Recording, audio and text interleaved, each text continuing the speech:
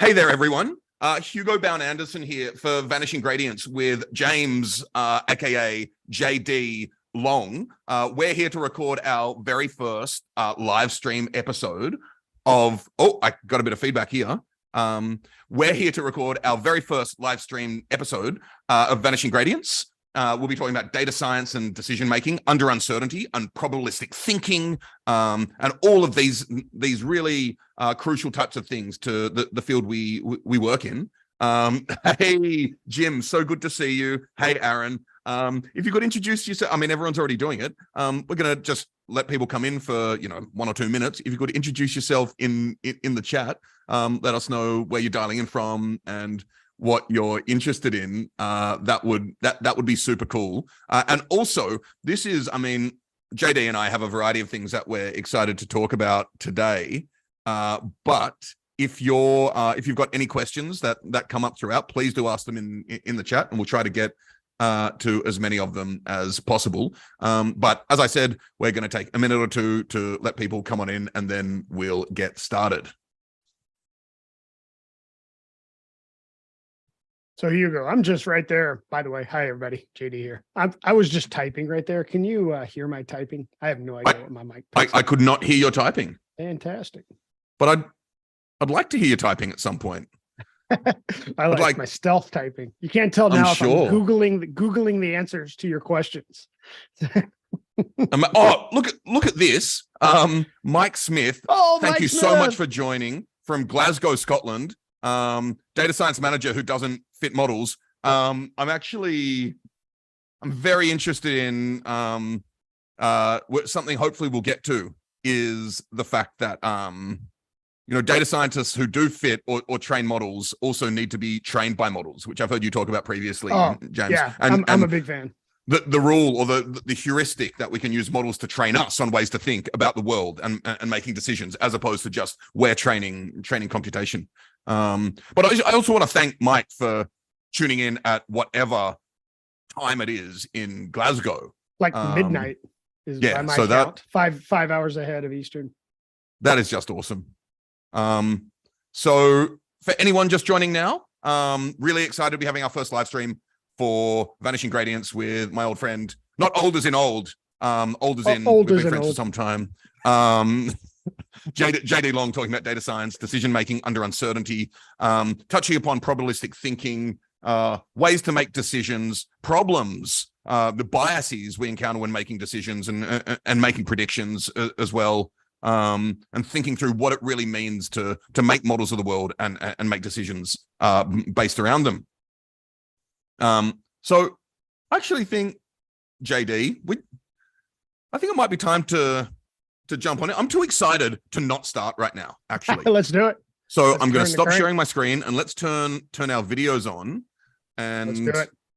Here we are. Hey, JD. What's up? What's up, my friend? Good to see you literally and figuratively.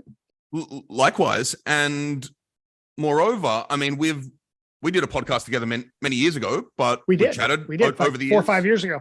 Yeah. And, a lot has happened since then. Had a whole global pandemic. Yeah, exactly. All kinds of weird stuff has gone down. Yeah. Lots of interconnected global crises. So thinking through those, but it's actually, I think it is a really important time to actually think about robust decision making.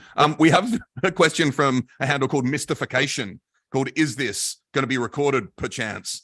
I mean, I'm mystified myself. The answer is yes, and it will stay on this YouTube channel, and we'll circulate it on all social medias afterwards. So the video will be here, but the audio will go into your audio podcast, right? Exactly. So okay, cool. Please do subscribe to Vanishing Gradients on wherever you do that, whether it be Spotify or Apple Play Music, Google Play, whatever all these Stitcher. I don't know. Like, there are a trillion things that I get messages about every day to say, put this on this platform. And I do. If you use a podcast player that you can't find Vanishing Gradients on as well, just do let me know.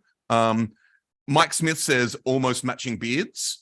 And I love that. I feel like you're a faraway brother to me in a lot of ways, JD. and our beards reflect that as well. Absolutely. Mine has this seniority strip right down the middle. Looks like I ate ice cream and didn't clean after myself. That's actually gray hair.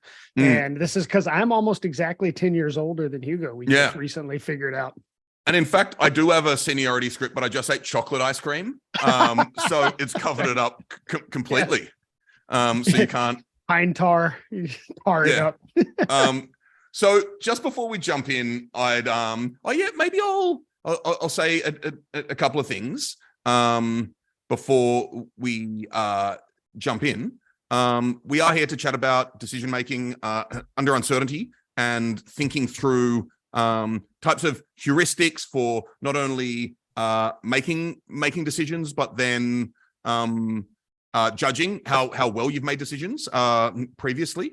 JD himself, and I'll get you a bit more later, but JD, and correct me if I'm wrong at any point, is an agricultural economist. He's a quant stochastic modeler, in addition to being an avid user of Python, AWS, and many colorful metaphors and analogies. Also the co-author of the cookbook and a born raconteur. And I mean that you are a storyteller. And as I hope we get to, storytelling is incredibly important, and more important in our discipline than I actually think people give it credit for in general. So we're here to talk about making decisions under uncertainty and how this applies to the worlds of data science, machine learning, business, insurance, life, and much more. As this is our first live stream, and I literally set up this channel the other day. So the obligatory, if you like this, hit subscribe.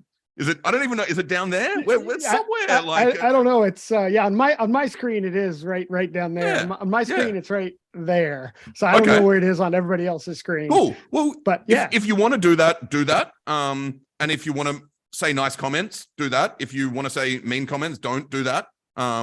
Keep that to yourself. But I think without further ado, JD, I'd love to get into this. Before jumping into really the topic of the day, though, I just love a bit of background in how you got into data science and all of these types of things, the world we inhabit. Yeah. So like everybody who did this before data science was a thing, I fell in sideways, right? And this is like all the physicists and economists and everybody else who ended up doing data work fumbled into here because they had problems to solve. And my background is as an agricultural economist, and in the late 90s, like the summer job I had between undergrad and grad school was moving a bunch of SAS data from a mainframe to this new Unix machine, this HP Unix machine that we had in the agricultural economics department, University of Kentucky. And that was like my first touch with like data. And there were all these, job control language scripts over in SAS that were getting stuff off of, I think it was on tape, if I remember, and that was old even at the time. And that was the whole deal, is we had to get it off of that. We're going to lose access to machine to read that stuff. So anyway, we migrated data all over, and that started my journey with kind of analytics and understanding data. And like buried in a bunch of that work was like linear regressions, which I had studied as an undergrad and would later go on to study more econometrics course in grad school. But I was fortunate enough to be studying in graduate school under a professor who did his own analytics, which sounds weird. That's like saying somebody does their own typing to us. But at the time, a lot of the professors, even in applied fields like ag economics, had programmers or staff. Also, this was a time where people had typists as well. So people actually had people type for them. We had just gotten out of, so this would have been like late 90s. I started grad school in like 96, 97. I can't remember exactly. I think it would have been late 96. And so nobody had typists at the time, but they did. The math department I was in the early noughties, the professors there still had typists. They were essentially assistants who wrote their LaTeX for them. There were these wonderful, wonderful women who worked part-time as assistants who didn't understand the math of, it was like, non-commutative algebraic geometry and stuff like that, but they would type, they knew how to type LaTeX. So sorry. We didn't have that, but a lot of the professors had people on staff who like wrote the SAS code to implement the equations they wrote out. So they didn't actually like code or do the analytics. And the professor I worked under actually wrote the code. And I saw this thing that has resonated with me for the last 25 years. And that was he could iterate faster because he discovered things he wanted to hypothesize about in playing with the data is what, we would have called it then. Basically, he was like, no, it's a shorter feedback loop if I just do all this junk myself. Plus, I discover things that I want to know more about or what causes it. And I felt like the faculty who only did the linear line, I've got this theory, I'm going to have this person who doesn't really understand the theory of the data, implement that, and then I'm going to look at the results. They were missing that feedback loop, right? And they weren't engaged in stuff that we would now call exploratory data analysis and hypothesis creation from exploratory data analysis and that sort of thing. Now, they probably there were some errors they didn't make because of that, right? So they didn't actually, when you start making hypothesis off of your EDA, you run into some other challenges, but that fast feedback loop was truly effective. And so I observed that, and then later was like, oh, I see how he's so much more productive because he can do this all himself. I want to be that person. And then for the next rest of my career, and even after grad school, a lot of folks would look at me in organizations. I did not go into academia. I got a master's degree and then was out, and they were like, look at me like, what are you? You're not really a developer, but you're not really like these other things either. You've got your nose all up in the data and you're writing code. Like, what even is this? And like my biggest thankfulness that data science came along years later is I actually had something to kind of call myself, even though I've never had that title in a job. It was at least, it made writing code, but not being a professional developer in the IT part of an organization, it made that legitimate. That was illegitimate activity for a long period of time. I got sideways with a guy once who called me shadow IT. Wow. Right? Because I was coding outside of IT. My response to him was, well, if you guys would do your job, I wouldn't have to. And, we got a little sideways on that. But really, that's not how it should be. And that's not how my organization I'm in now sees it. We see it very much as a partnership. And once again, it's about fast feedback loops. If we have people in the business able to test things in code, and then we can do what I love, which is pass off to professional developers working code as a specification document, right? The most rich specification document you can give somebody is working code and say like, make this robust, add error checking, make it scale, but this is the thing that gives you the right answer. Tremendously powerful, booster in an organization, as opposed to there's people over here that understand the business and they don't understand code. There's people over here that understand code and they don't understand the business. Like if we can just get those smashed together, get some business people in the IT group, get some technical folks in the business group, we can bridge those gaps. I've spent my whole career bridging those gaps inside of mostly risk-taking organizations. Go ahead. Amazing. And of course, there's kind of a third cog here in a lot of ways, which is there's the code skills, the business or domain expertise, and then there's the kind of mathy or statisticy or which simulation stuff, which we'll get to. I just want to say there are several comments already in the chat of people who everything you've just said resonates with. And I just want to I was going to say double click on. I've been working in tech for far too long, so let's dive into. I will mock you if you say that. I'm just happy you didn't end the call straight away. But Mike Smith wrote, so many stats colleagues say I'm not a programmer, almost as an excuse for having messy code. They are writing code to do stuff and explore data. And I just want to make the point that writing code is almost an overloaded activity, just like we overload terms like probability, right? You can write code for all type. If you're not writing production grade software, that doesn't mean you're not writing code. If you're writing code in a notebook to do EDA, that's writing code for your scientific purposes as part of the scientific method at that certain point in whatever workflow. So I think Mike's point is incredibly well taken. And that's something which very much needs to be recognized. And he goes on to say, like, don't toss a bunch of crap over the wall for IT to fix. And that's totally legit. Let me give you an example of what this looks like in healthy, because I feel like in my vague terms and your vague terms, people may be imagining very different things. The proverbial, each one of us holding a different part of the elephant, trying to describe it. What this looks like when it's healthy is like, I know I'm doing a mock-up maybe I'm implementing an idea in SQL, and we know in our production environment, that's not going to be maybe SQL for that. They're going to implement it using something else. But it allows them being the professional developers to see exactly what operations need to happen. And then I never toss it over the wall, right? I call it the three-legged race, right? From when we were in school, and you take two people, or a potato sack race, and they each put one leg in the potato sack and try to run together. You tie them together, yeah. Yeah, that's the way it should work between the technical business people and the IT devs, not throw it over the wall, y'all fix this. It's we're in this three-legged race together. My part is give you a prototype. Your part is add some robustness to it, but do that with me, talk to me about it, ask me the question. We're collaborating together, not, here's a bunch of crap that isn't documented, make it good. That would be awful and totally unreasonable. So you mentioned, and I mentioned, you're an agricultural economist. I am. OG data scientist or not?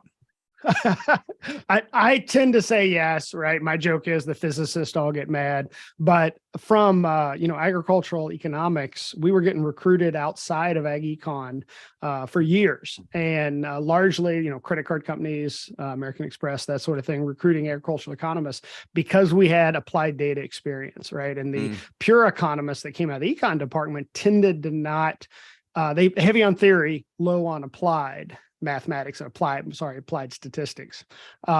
And as a result, having that data munging skill, a lot of times in SAS at my age would have been with SAS or SPSS or something. We came out able to actually do something with data. And so that's where I do my OG or get my OG data science creds. But I think the physicists have a reasonable claim on that as well.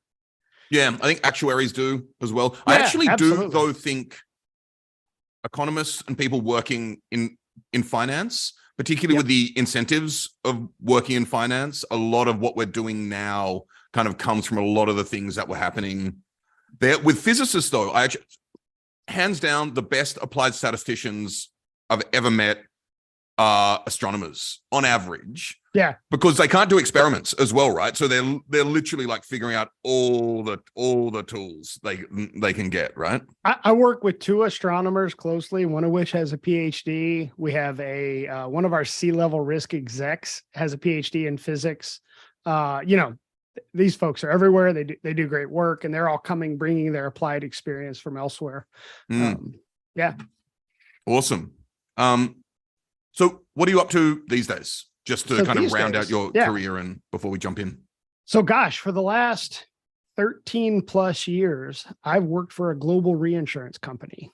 And, my joke is I tell my daughter I play piano in a whorehouse because there's some things you just can't explain to a kid. Well, reinsurance is one of those things, right? Like we insure insurance companies. I think that's like the elevator pitch, and she's now 15. And so I think she actually just tells people dad works for a reinsurance company insures insurance companies. Now I'm not sure she fully ingests what that means. But what that means is insurance companies often have more risk they're exposed to, for example, things like Hurricane Ian that just came through Florida. A regional company in Florida could get completely wiped out by a storm like that. So they buy reinsurance to cover their capital above and beyond what they might lose from large events. That's an example of reinsurance. One of the phrases we use in the industry to refer to reinsurance is contingent capital.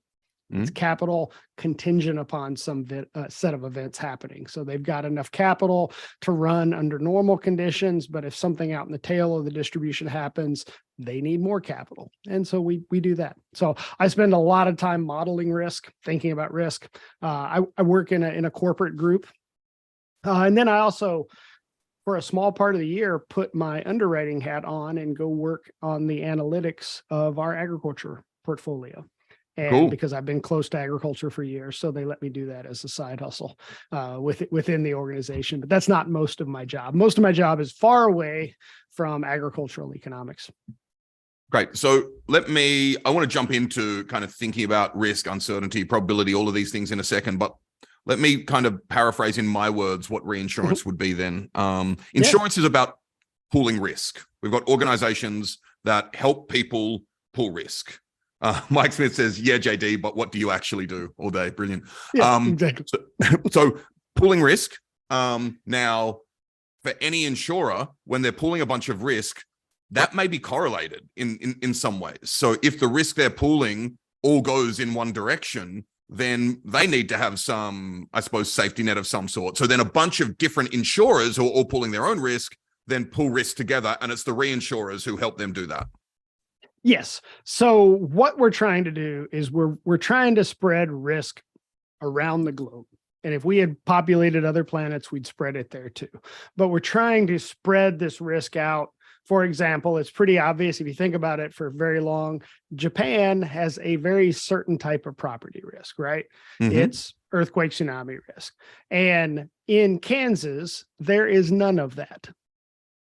And they have a different type of risk, right? That's completely unrelated. It's completely uncorrelated. The severe convective storm that blows Dorothy to Oz.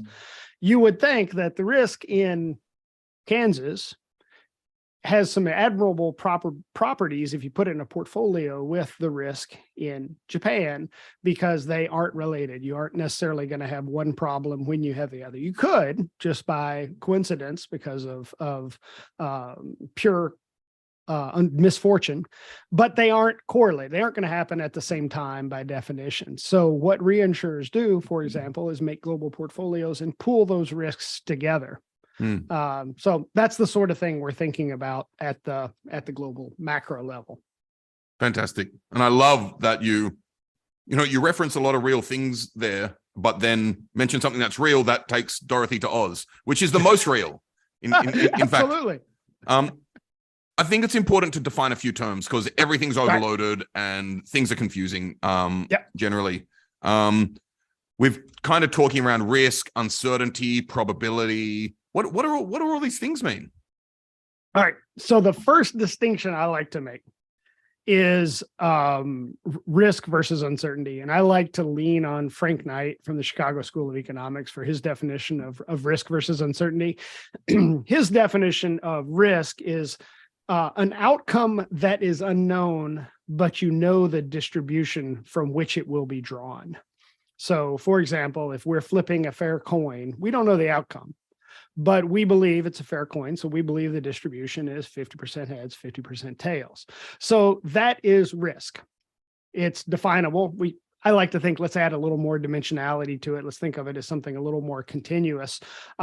We might have, and this isn't truly continuous, but it's more continuous than two options. You might have an urn with even number of three different color marbles in there. So when you draw out, once again, what distribution you have. Contrast that to uncertainty, which is we don't know the outcome of this, and we don't even know what the distribution is or what's driving the range of outcomes. It's an unknown underlying process, and sometimes we know how much of that there is, and sometimes we don't know how much of that uncertainty there is.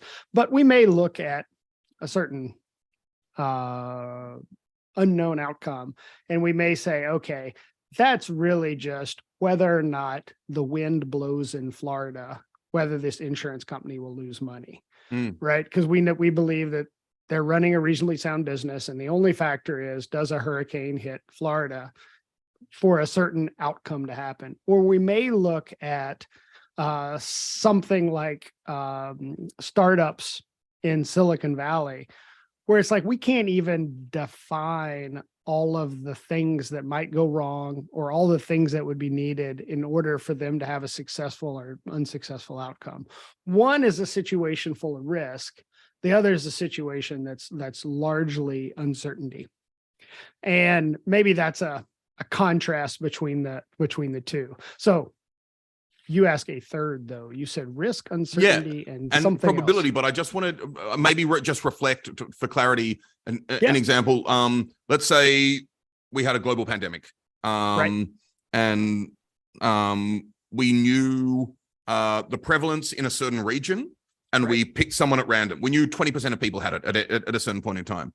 Then that is thinking about risk, right? Because we Right. we know what proportion of people have it, right? Assuming we know that, right? Exactly. There's no sampling error, all this other garbage, right? Exactly. And but if we don't know that, so that would be risk.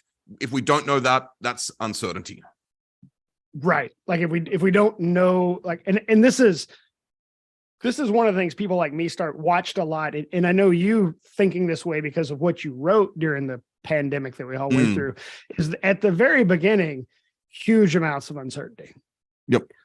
Because we didn't know like what the underlying transmission rate, we didn't know what the fatality rate. I mean, we had some pieces of information, but we knew there were big things we didn't know. And not to get all Donald Rumsfeld, but these were like known unknowns. Yes. We knew we didn't know them. And so lots of us who think in terms of risk and uncertainty were extra cautious, because that could have broken very differently as we got more information. Now we got more information, and then we got a head fake after post vaccine, right? Where we thought this thing was done, and then, oh shit, yeah, I guess the epidemiologist had been telling us this would happen, and things changed, right? So, but we started with huge amounts of uncertainty, and then as we got more and more information, we got more defined risk, and then a component still of uncertainty.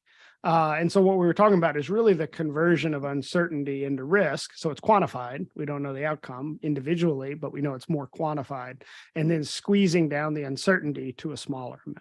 Yep. Great. So my next question was around just probability, but I want to preface that by saying we're talking about a technical definition of the term uncertainty.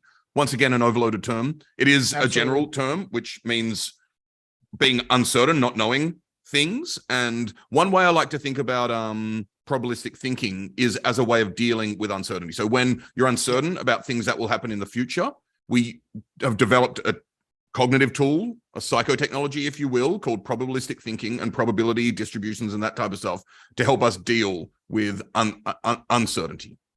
Yeah, we're going to quickly delve into philosophy, and I'm not a philosopher. I like to hang out with them. They're neat people, but my language is probably too loose and too applied. And honestly, too applied to my specific field to be a very good general philosophical thinker. Well, I'd love to know, like, specifically how it applies to your work, because that bridging those scales, I think, is incredibly important. Yeah. So how does probability and risk taking apply to the world of insurance and reinsurance? Is that what that what you're sort of thinking? Absolutely. Yeah.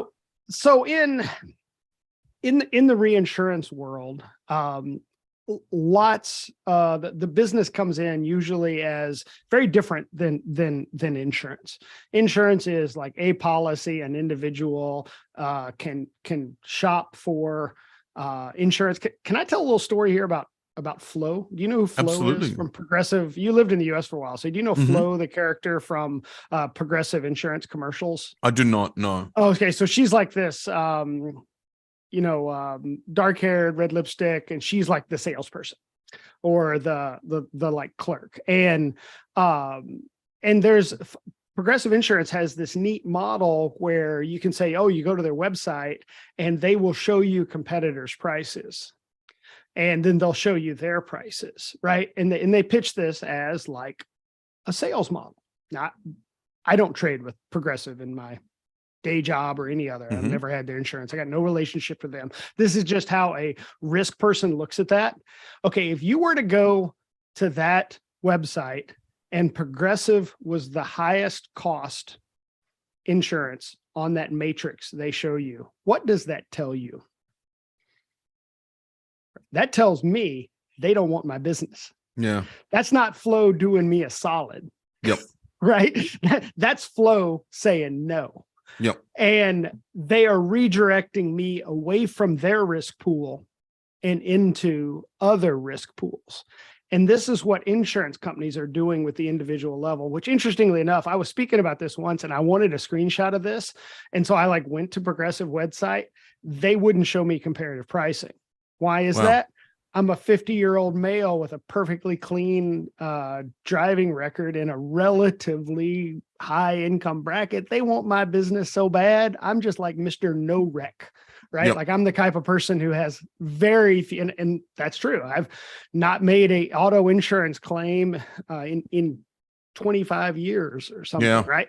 And they can kind of figure that out. So they didn't even show me comparative pricing with anybody else. And that's them saying, yes, please come do insurance with us. Well, on the reinsurance level, it's different than that. We aren't looking at individual policies. We get entire companies with large portfolios of insured individuals in it.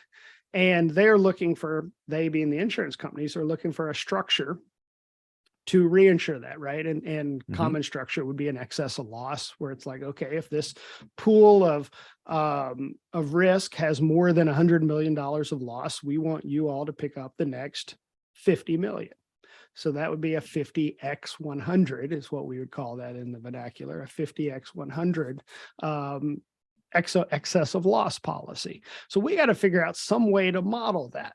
Well, what if there has never been an event in history that would have caused their portfolio $100 million of losses? What do we do then? Does that mean that there can't be an event in the future, so we should just give them the reinsurance for free? Like, surely not, right? This feels like the black swan problem of just because you haven't seen a black swan doesn't mean one can't exist. And then you come to Western Australia. Exactly. And they're everywhere. That's the only type you got, from what I understand. So what happened in the late 1990s is a more engineering approach of modeling risk, this would be like property risk, came to be. And this modeling of risk, I say it's engineering approach, and that is as opposed to an actuarial approach, which was well established historically, but is usually based on historical data. Well, when you're trying to price an instrument for which there is no historic data that says a loss can occur, how do you do that? Well, for that, you need to look at something like a historic catalog of hurricanes, and then do something like, say, could they have gone a slightly different path? If they had gone a slightly different path, what would have been the impact on this group of policies that I'm looking at? And that was the advent of what my industry calls catastrophe modeling, or cat modeling. Quite a disappointment for people who are very fond of felines when they come to our industry and they think there's going to be gratuitous amounts of cat modeling. Unfortunately, it's catastrophe modeling. And the process of catastrophe modeling is to create a stochastic catalog. So a bunch of storms that haven't happened but could happen. So I'm kind of focusing here on southeast hurricane in the US, so Gulf of Mexico. And there are companies that will sell potential catalogs of what they think 10,000 hypothetical years could look like. There's a whole bunch of mediocre years in there, a few good years and a few bad years. And so you take a book of business, a book of policies, and you run them against that model and say, what's the impact on this portfolio? And you begin to say, oh, even though we haven't seen it in actual, 50 years of history, we haven't seen this portfolio take 100 million in loss. We find when we run it through this catalog that there's a 10% chance that it'll take, meaningful losses, and we can actually quantify what those losses are. And then we start putting more information in. So, well, if we know what type of roofs these houses are or what they're built out of, then we can more accurately simulate the damage of these different storms across this portfolio of business and better understand the risk. So a whole bunch of the catastrophe modeling at the reinsurance level is basically taking portfolios of insurance policies and physical properties, running them through against historic catalogs, and looking at what the impact is on that portfolio. And that's kind of how pricing and risk assessment is done for reinsurance. Fantastic. And I just want to say the intersection of catastrophe modeling and actual cat modeling is incredibly small, but at Taronga Zoo in Sydney a couple of weeks ago, 5 lions escaped. So I feel like that is, we've recently, and it actually looks like they were like digging around overnight, and I don't know whether they had a plan, but like at least the mainstream media has been, did they plan this? And so there's a lot at play there. I would love to. Mike Smith has a great question around communication of model outcomes predictions to decision makers. I want to get to that in a second when we really get into decision making. So just letting you know, Mike, I'm very excited about getting there. But before that, we've been talking around probability, probabilistic thinking, and simulation. And what are the this is tough. What's the role of simulation? What's the role of probabilistic thinking? I'll set the seed of this random conversation generator by saying, if we're talking about probabilistic thinking, why can't we just think about point estimates like means? Where do we fall? What are the failure modes there? And then why simulate and why think probabilistically? Okay. I love where you're going with this. I also love that Christina's up here in the chat mentioning John von Neumann and Monte Carlo, right? Because what I just described is a type of Monte Carlo simulation. I did not use that term. I was trying to, some of my stumbling over my words is my trying to fight back my urge, 25 years of jargon, right? And trying to explain what we do in a way that can be ingestible for anyone who might watch this video or listen to your podcast. But yes, this is Monte Carlo simulation. Absolutely. And so why not use means, right? And I have told this story to some folks, and it bears repeating. It's worth repeating that, I tend to think about the sophistication of a model by how many moments of the distribution it includes. And I'll explain why I do that in a minute, but just quick review, like, the first moment is the median. The second moment is the standard deviation. That's the dispersion around that mean. Third moment is skew, and fourth moment is kurtosis. And we may not make it to kurtosis in this conversation, although I have thoughts. So if we just think about like the difference, two distributions, let's say we're looking at two different portfolios of insurance and they have the same mean, but one has really big tails in both directions. So sometimes it has no losses at all, but sometimes it has really big losses. And the other distribution always has relatively close to the mean losses. They're having the same mean.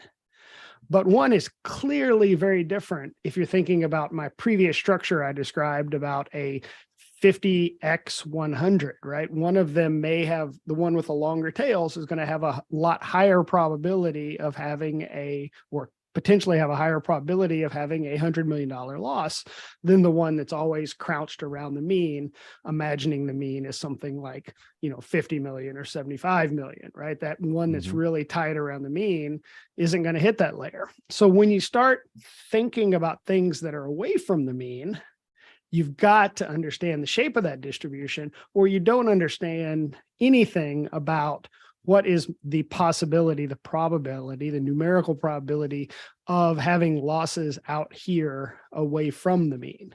And you'd have no way of distinguishing between those two potential deals in, reinsurance land.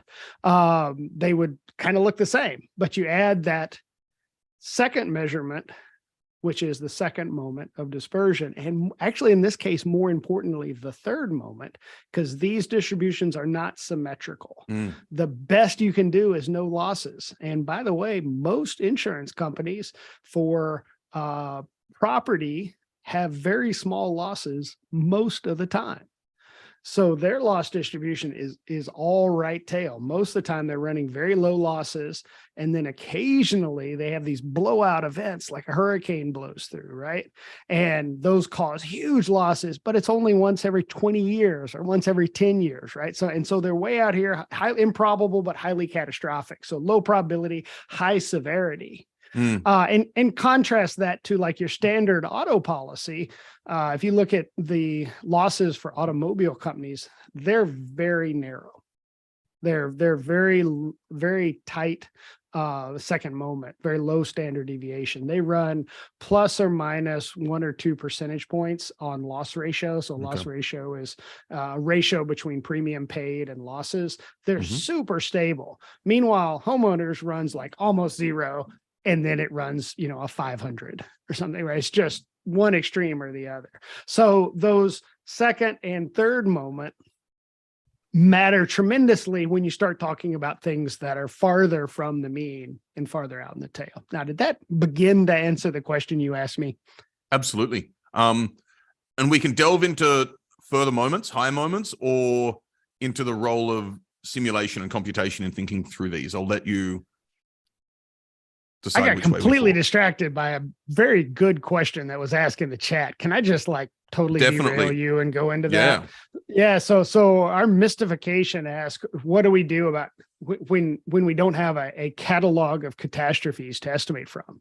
So let's back up and ask the question of why, for something like hurricane, can we do a catalog of possible outcomes? Let's start with that. So the reason one can do that catalog, and there are companies that specialize in this, like AIR and RMS, are companies that specialize in making these catalogs. And then, like the company I work for has an independent view of the risk, and I'm going to explain why in a minute. But if we think about why can they do that? Because, well, the reason they can do that for hurricane is hurricanes are a bit of a mechanical event. At some point, they're so big, they scrape against the atmosphere and can't grow anymore. Now, what they can do is they can speed up. And that's one of the concerns with global warming, speed up in terms of more of them happen in a season because there's more heat around the equator and we can pump more of these out. But a few years ago, we had 5 typhoons. That's what we call a hurricane in your part of the world, Hugo. So we had 5 of them active at once. It looked like a conveyor belt right into Southeast Asia. And there is less distance between Africa and the US to make a conveyor belt like that. The Pacific is a little bit longer, stretched out, but we can get some number of these, but it's a bit of a mechanical event. And so while there is some uncertainty around how many of those we might produce in because of changes like global warming, it's a little bit constrained by physics. And so we can say, okay, because we understand the global temperature conditions and the cycles, we think this is a reasonable estimate of the risk, a little bit of uncertainty. Now, what mystification asks is something about new diseases due to climate change and pandemics. And that is a great question, because now this is really back to our previous discussion of risk versus uncertainty. Now we're in uncertainty land. And what a lot of companies do, and makes a lot of sense, is to manage that risk not on a probabilistic basis, but on what's called an exposure basis. So managing on an exposure basis, say, I will only take so much of this class of business or class of risk at any price, because I'm not confident I can really model it. So, but I can model how much I am exposed to. So how much exposure to that line of business I had. This is what happened after September 11th, 2001 in the US. The willingness to buy terrorism insurance went up considerably by lots of companies and entities. No one knew how to model it. Because the question everybody's asking is, did we mismodel this? Is this really quite likely? And we thought it was very rare. Are there going to be follow-up attacks? There was so much uncertainty, and I use uncertainty specifically, not risk. So much uncertainty of what's going on.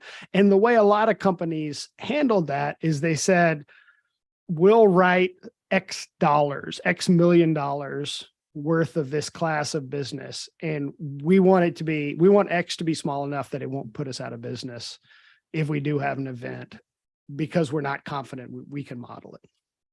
And that's often what is done with lines of business that companies aren't sure they know how to model. And as the risk portion grows, and company thinks they know what that risk is, and the uncertainty piece shrinks, the risk appetite typically changes as a result of that. The company says, okay, I'm comfortable with this class, pricing it based on the risk, as opposed to pricing it based on uncertainty, which is usually a higher price. So anyway, that's how industries like ours tend to weigh the class that we can model by risk versus a class that we don't feel like we can model. And we just need to willing to take a little bit, but we also need to protect ourselves, protect our capital from that. So anyway, that was a total tangent based on a good question. Let's go back. You had a question. It was a relevant tangent because it does circle back nicely to our discussion of black swan events as well, and hedging against such things. And I think actually, I do want to talk about simulation now. And as we know, the black swan event was popularized by Nassim Taleb, who we may get to at some point. Fascinating writer who inspires generative thinking in a lot of us, and wonderful provocateur as well. And barbell lifter and barbell methods across the board. But of course, he's someone who's interested in the world of simulation as well. So maybe you can tell me a bit about how simulation is important to you, as opposed to writing everything in equations and doing integration by parts and whatever we do in that kind of calculus space. Yeah. So a bunch of what gets done in insurance and reinsurance is solved with simulations simply because it's pragmatic given the way the deals are understood and the computing power available. There is a world where every policy could be defined by an equation, and we could combine these equations, and it would be impenetrable to most people. And it's just not practical to create that type of closed form solution. So what we end up doing is solving it with simulation.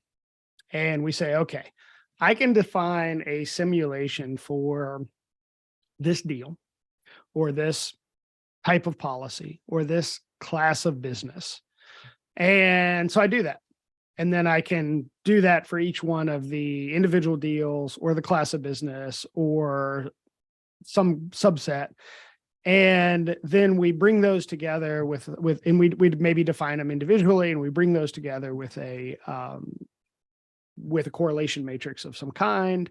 And we say, okay, now this is our overall position. We've simulated all these lines. We brought them together, correlation. Here's our overall position. Now, what I described with property, if you're using a ground up model, like the physical simulation model we have in catastrophe reinsurance, you don't need to bring correlation in. Correlation comes from the spatial location of the individual properties in each program.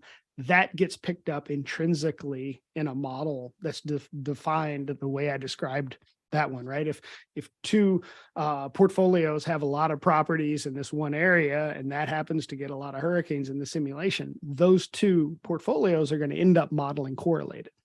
Totally. Because of the nature of the physical model. So you don't have to worry about correlation there. But if you say, all right, well, we write property, and we also write something with non-geographically based risk. So casualty insurance, for example, errors and omissions, or directors and officers. Those lines of business, their risk isn't defined spatially. So two companies that are close together are not more likely to have a suit against their board of directors just because they're in the same city. So those get modeled differently. And they have one would expect a relatively lower correlation to the property lines of business, right? And so you can bring all those together in a simulation, assuming some correlation structure. Now, one of the things I mentioned earlier was this idea of an independent view of risk. This kind of one of the things you and I had tossed around bringing up is when idiosyncratic risk becomes systemic risk. And this is kind of an interesting place for it, because if you think about if all participants in a market used the same model, what happens when that model's wrong? And what happens when that model's wrong, if everyone has the same view on risk, is everybody makes mistake in the same direction at the same time, because they were all guided by the same incorrect map, if you will. So I'm excited to hear about the bridge, where I think this is going. But is 2007 another example of highly leveraged assets and everybody thinking? Yes, it's a little bit different than everyone using the same catastrophe model. It's like everyone was assuming a certain event could never happen. Yep. And therefore you couldn't have correlation collapse where everything happens together. That's actually okay. So just put it in context here for other folks. The 2007-2008 financial crisis in the US, a big piece of that was the residential mortgage market. And a whole deeper discussion of this is in Michael Lewis's book, which is drawing a blank. What's it called, Hugo? Is it? Oh, I can't remember. Drawing a quick blank. You Google that while I keep talking. Part of what happened there was the assumption that losses or defaults on houses were always idiosyncratic. They'd randomly fluctuate. They didn't fluctuate together. And as a result, certain tail events where high default rates happens just couldn't happen because that had never happened. And that was because there was underlying correlation assumptions that were based on relatively short amount of history and didn't take into account big systemic events. Well, we ended up having some systemic shocks. Lots of folks started defaulting at the same time, and all these default probabilities were wrong. Is that a reasonable summary? Yeah, exactly. And of course, it's The Big Short. Big Short. Thank you. Yeah, and it's both the movie and the book discuss this in great detail. The book, obviously, in more detail than the movie, but there's a pretty decent bathtub scene in the movie that explains this pretty well. Yeah, I mean, you're referring to Margot Robbie's explanation of the types of assets that we're talking about. And actually, the fact, I mean, there's a great sequence in about how they're kind of designed to be boring and impenetrable. The other great thing about the movie, houses. Right. Exactly.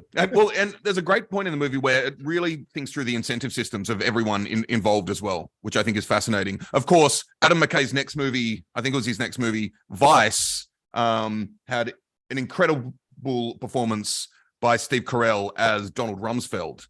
And this brings us back to known unknowns and unknown unknowns, and we've been talking around that as well, which I think is quite, I made allusion to that telling. Myself. Yeah. On top of that, going back to the world of simulation, I think this may be an apocryphal tale, but those are usually better than real tales and can shed light on how people think about things as well. But supposedly, I can never remember which Bernoulli it was. It was Daniel Bernoulli or Jacob Bernoulli.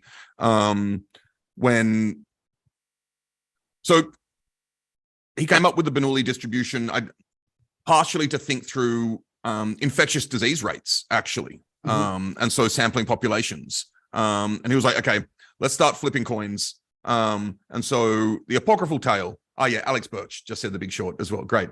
The apocryphal tale is that he would sit there and flip coins and roll dice and this type of stuff and write down all the tables. Like he could do it in closed form, but just to make sure that the closed form reflected the reality. So we can do that using Python and NumPy or R or whatever it is these days. So to get into decision making now, which is very, very exciting. I think we're really bringing it now to one of the big reasons we're here. I do want to start off by mentioning how it can relate to probabilistic thinking as well. And I actually want to reference what is a podcast episode, which I'll share in the chat right now. It's an episode with Jim Savage from Schmidt Futures. Jim is one of the smartest and sharpest thinkers I know, which is one of the reasons I had him on the podcast. But his, I don't know if it's still the case. I think it is. His Twitter handle is AbleFoip. Correct. It still is. Which is an acronym for always be integrating your loss function over your posterior. Now, I mean, what on earth does that mean?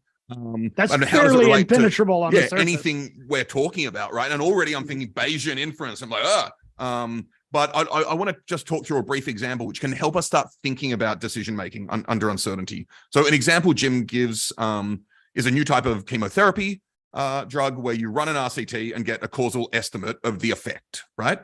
Now the intervention will be costly to implement. It will be both expensive and painful. The effect has diminishing returns on welfare, reduces probability of death in the next 6 months, but no long range effect. on mortality. At the expected, at the point estimate effect size, it seems to make sense, okay? So what that means is that your loss function looks pretty good at that effect size, okay?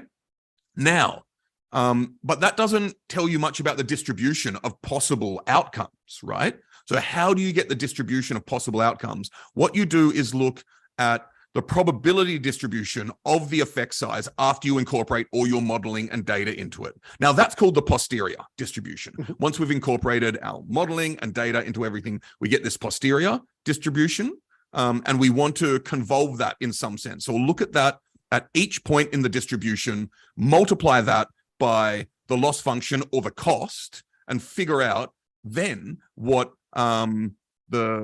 the integral of all that is, essentially. So for those who don't know a lot of calculus, essentially what we're doing there is at each point we're multiplying them and adding it all together to essentially get the average, right, of the estimate, weighted. Instead of just looking at the average of the estimate, we're weighting it by all the possible effect sizes in order to make a decision. And I'll link to, well, I have given the episode of the podcast in the YouTube chat. I'll link to it in the show notes for those listening to the podcast itself. But I think this is a nice way to start thinking about decision making under uncertainty. But I do think this would be a nice point to speak to Mike Smith's question, because we are talking about making decisions. We're talking about decision makers who may not be technical or computational. Mike asked, how do you communicate model outcomes and predictions to decision making? And then Mike says, because the danger is that they will hear, computer says no. Right. So let me tell you, just like hand wavy, how a lot of professional risk-taking organizations think about this. Now, what I'm not going to do, and we'll get a lot of comments in the podcast and people will crap at me on Twitter or whatever. I'm not going to do that anyway, man. Exactly. That's what I'm there for. And but this is going to have some holes in some of this, but conceptually, let's start with this as a simplified framework, knowing that it's a limited framework. So what a lot of risk-taking organizations do in order, well, first of all, if we have a financial organization where the outcomes are financial, the integration over the posterior with the loss function becomes easy. And the reason it's easy is they're just numbers. We don't have to do something like turn suckiness of life experience into a metric, right? We just have negative $100 million. It's really easy, right? So this is much easier in a financial trading shop. So I'm going to kind of use that example. So we take the losses and then you have the probability distribution, and you can get a probability distribution of losses. So when we integrate our posterior distribution with our loss function, we get a posterior distribution that is not in dollars. And we can say, okay, we have a 5% chance of losing $100 million. We have a 20% chance of losing $10 million. We have a 30% chance of, and we can do the whole distribution, right? I need not go through the full example. And we have some mean expected return. That's the average. Well, in the world of finance, they do a thing called risk-adjusted return on capital, RAROC. It's even got a catchy name. And what we can basically do there is say, okay, well, take your loss at some point in the bad tail. So in your organization could say, okay, let's take the 1 in 20, the 95th percentile. And we're just gonna get a ratio when we decide what that potential loss is divided by the expected profit.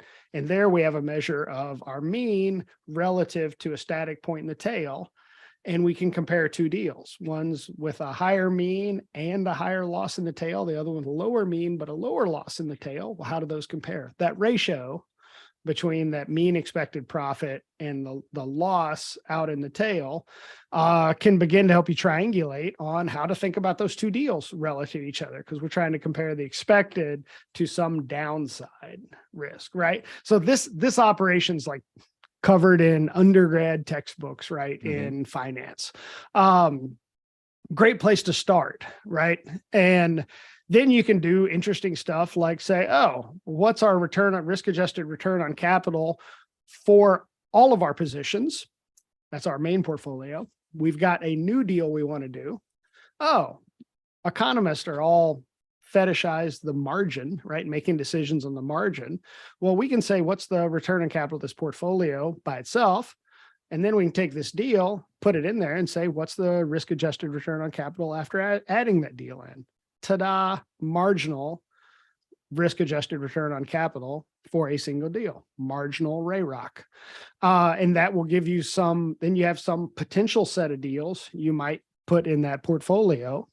Well, you can calculate the marginal RAROC for those to understand how they might fit in that deal, right? And so that's one way. If you're in financial land, you can, if you turn everything into dollar losses, you figure out which point in your tail is interesting to you. There's a big set of assumptions, right? I'm hand waving by, which point do you put, that sort of thing.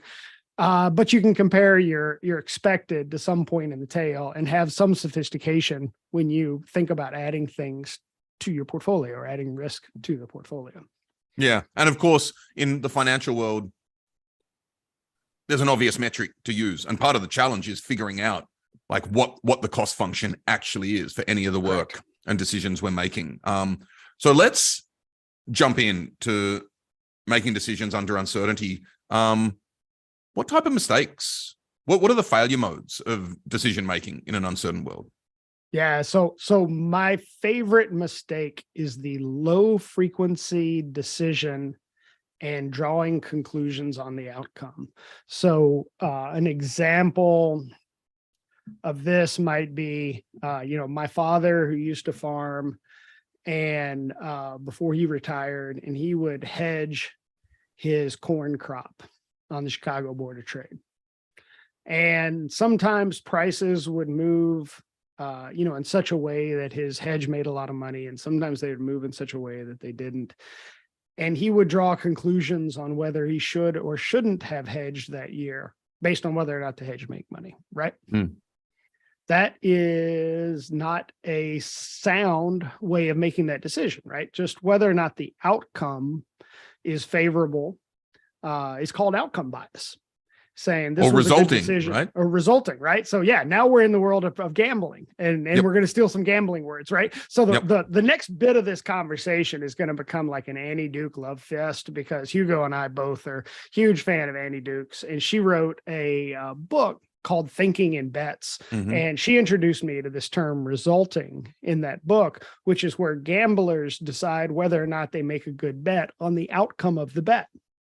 Well, that's not the right measurement, right? So if I went to Hugo and said, I have this coin, it 75% of the time comes up heads, 25% of the time comes up tails. It's an even bet, which side you want, heads or tails, right? He's going to say the side that has 75% probability. Well, I may flip it and it comes up the other. Did he make a bad bet? No. That was the right bet. It just went against him, right? And anytime you're dealing with uncertain outcomes, you may not get the outcome that makes you money. That doesn't mean that your bet was wrong or ill-informed. It was the right bet, wrong outcome. And if you had to make that bet 100 times, you should make that exact bet every 100 times. And something I've just linked to an essay, that I wrote near the start of COVID around decision-making in a time of crisis and types of things we're talking about. I do mention one thing in there. Alan Downey, I wonder if I can find this. He said, if you think the outcome, we're talking about prediction in this case, and it can be a similar thing. If you think the outcome means a prediction is wrong, it really means you're treating a prediction as deterministic, not probabilistic. Correct. Right? Not probabilistic. Correct. Yeah. And this is so common. Yeah. This is built into human nature. We're horrible at thinking probabilistically, aren't we? We really are.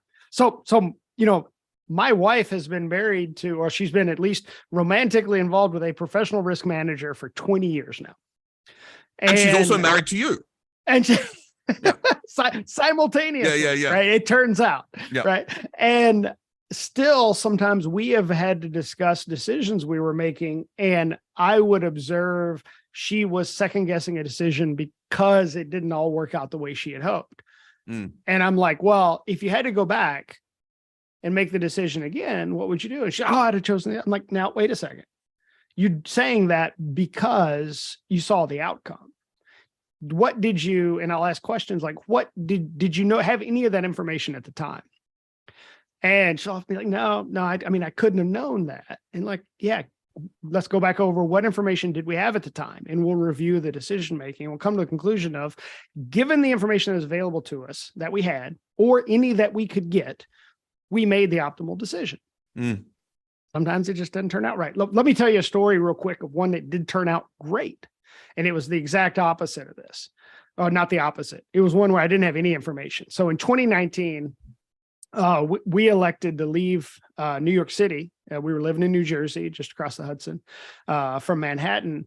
And we moved back to Richmond, Virginia. The reason we moved back is we had some family issues with my mother-in-law needing a little more help.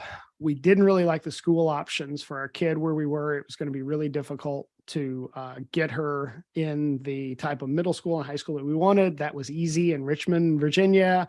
My mother-in-law was here in Richmond, Virginia. So we worked it out with my work and we moved back to Richmond, Virginia. And then the pandemic hit. Well, I knew that I would be working 1 or 2 days a week remote when we bought our house. So I bought a house with the nicest home office I have ever had. And we had no way of knowing right around the corner was COVID, and I would be effectively living in that office, and I'd be working in there full time. And in New York, New Jersey, we were living in a small condo. And because we moved into the suburbs of Virginia, we had a much bigger house with a basketball hoop in the driveway for the kid to play basketball. And it was a much better situation for us to ride out COVID. Oh, in addition, the condo facility we left, it turned out like the month after we left, they discovered structural problems in the parking garage and assessed everybody thousands of dollars. Right. Great decision. Great decision, JD. Freaking brilliant. No, it was absolute luck, right? Like the only thing in this whole process of decision making that we could have said we did well is after we had enough information to know it's time to make a decision, we made a decision. That's the only thing we did well. And it broke our way, and we ended up riding out COVID in a much better situation than if we had still been in the New York area, right? Absolutely had like nothing to do on about whether that was the right decision or not. It was just happy, positive luck. Amazing. And I also was going to ask, I mean, as your wife and yourself have been romantically involved for so long, I thought maybe you moved there because, as we all know, Virginia is for lovers. Yeah. I've got I can't quite reach it with my headset on. I got my Virginia's for lover cap right over there. Yeah. And I actually used a photo of it to promote this, of you in that hat to promote this event as well. So I love it. At our wedding, we had a very small family wedding at the Jefferson Hotel here in Richmond, Virginia. So we were married here in Richmond, and we gave out coffee mugs and pencils and something else at all the place settings at dinner that had the Virginia is for lovers logo on them, because that was like the tourism logo for Virginia for years and years. So those were our things we passed out. So that's how I ended up with that hat still, as my wife saw it and got it for me. And amazing. I don't think it's the tourism logo anymore, but it has stuck around for so long. Because it's so appealing. Totally. And of course, Kim Cressman just wrote, I thought you wanted to be closer to Kentucky bourbon, which is probably also at least partially true. Yeah. That's true as well. So that was an example from your personal life, which I think is very illustrative. But you and I are both aware, and Annie Duke is as well. I mean, she, in Thinking in Bets, I'm just reading verbatim, she asked business executives to write down their best and worst decisions of the past year, and they invariably wrote down the best and worst outcomes. Absolutely. Have you seen this play out in business? Yeah. Let me give you an anti-example of this. I actually watched this play out in real time right after I read Thinking in Bets. So in retrospect, this must have been 2017, 2018. It's when I was living in New York, and I listened to a number of earnings calls in my industry, and recommend others do likewise, right? You can learn a lot about your industry by listening to the earnings calls, where the executives talk about what's going on. And what was interesting is, I think it was 2018, because 2017 it had a bunch of wildfires in the western part of the U.S., largely California, and this must have been the end of 2018, because an analyst asked a CEO of a reinsurance company, said 2017 was a bad year for wildfires, and you all took losses again in 2018. Do you think it was a bad decision to stay in that market? Was the question the stock analyst asked the CEO. And I was like, oh man, we're about to find out a little if somebody thinks in terms of resulting, right? And that CEO responded on that earnings call, said, no, it wasn't a bad decision. Our playbook in these situations is we look at the science. If the science and the conditions around the risk have not changed and all that changed was a bad outcome, we have seen disproportionate opportunities in the past to stay in markets and often have higher returns because other participants pull out after bad events. We stay in if the conditions and the science haven't changed because we don't think the underlying risk distribution has changed materially. We stay in. And we typically make increased profits by staying in those markets when everybody else pulls out. And I was like, oh, wow. Like that is the anti-resulting, right? That is saying, we don't think the distribution, literally said something to the effect of, we don't think the underlying distribution or risk has changed. Therefore, we liked it before, we should like it now at a higher price, right? A higher price on risk.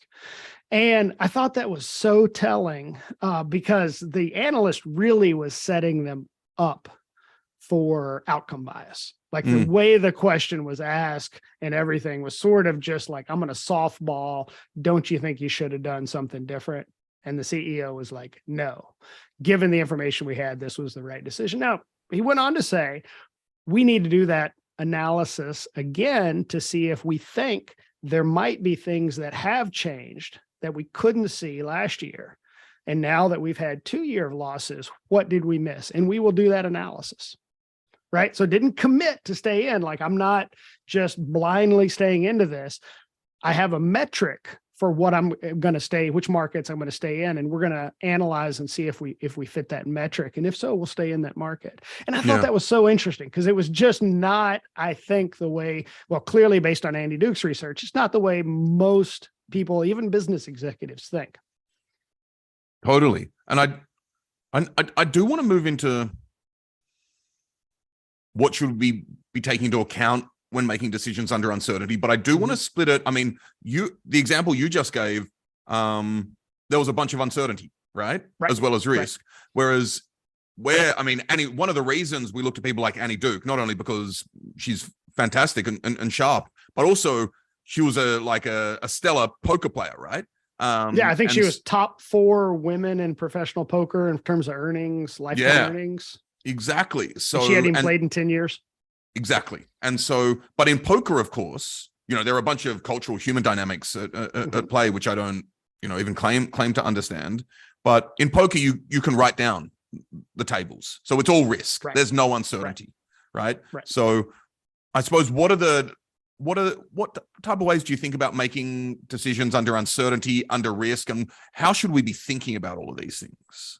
So let me throw let me push back just slightly on the poker thing, because there's a modicum of uncertainty, and that is your fellow players.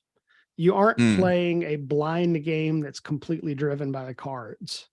You're playing a game that's partially the cards and partially how the other people at the table are playing those cards.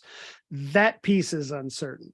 And I just recently listened to an interview with Stephen Levitt of Freakonomics and Annie Duke. And it was cool. The People I Mostly Admire is the podcast. That's Levitt's podcast.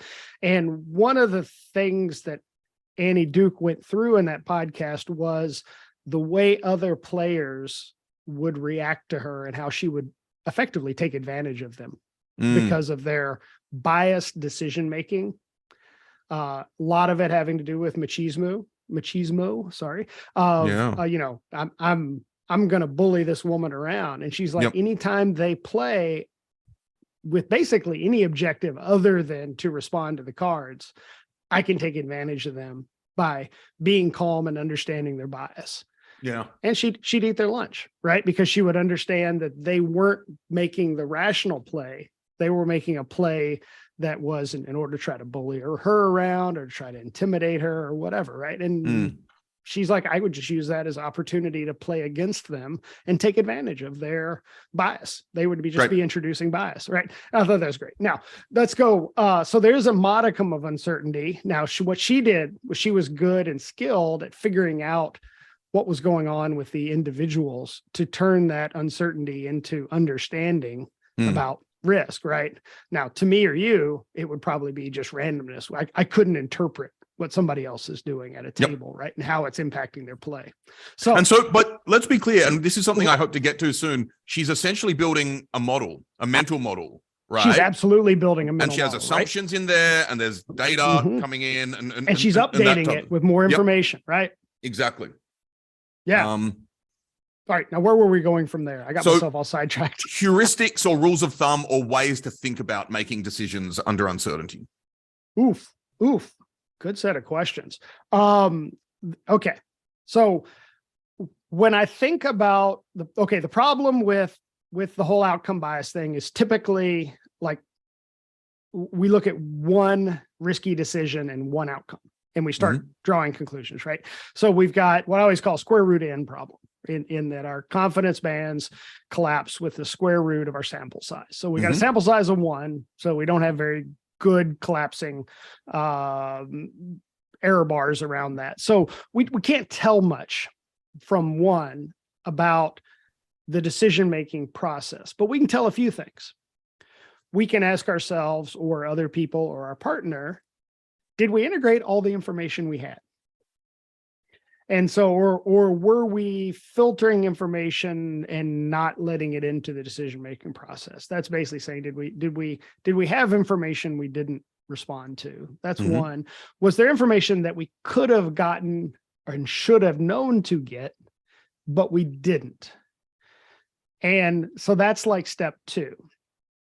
And now what we're beginning to talk about is, well, how do we build a framework for decision or a system for decision-making under uncertainty? And, I think about it like, what did we know? What could we have known that we couldn't have access to? But we got to be careful with those because we can just have, hindsight bias. So if we had, 30 points of information pointing in one direction and one piece of information that we didn't think was reliable pointing another, and it turned out that was the more reliable information.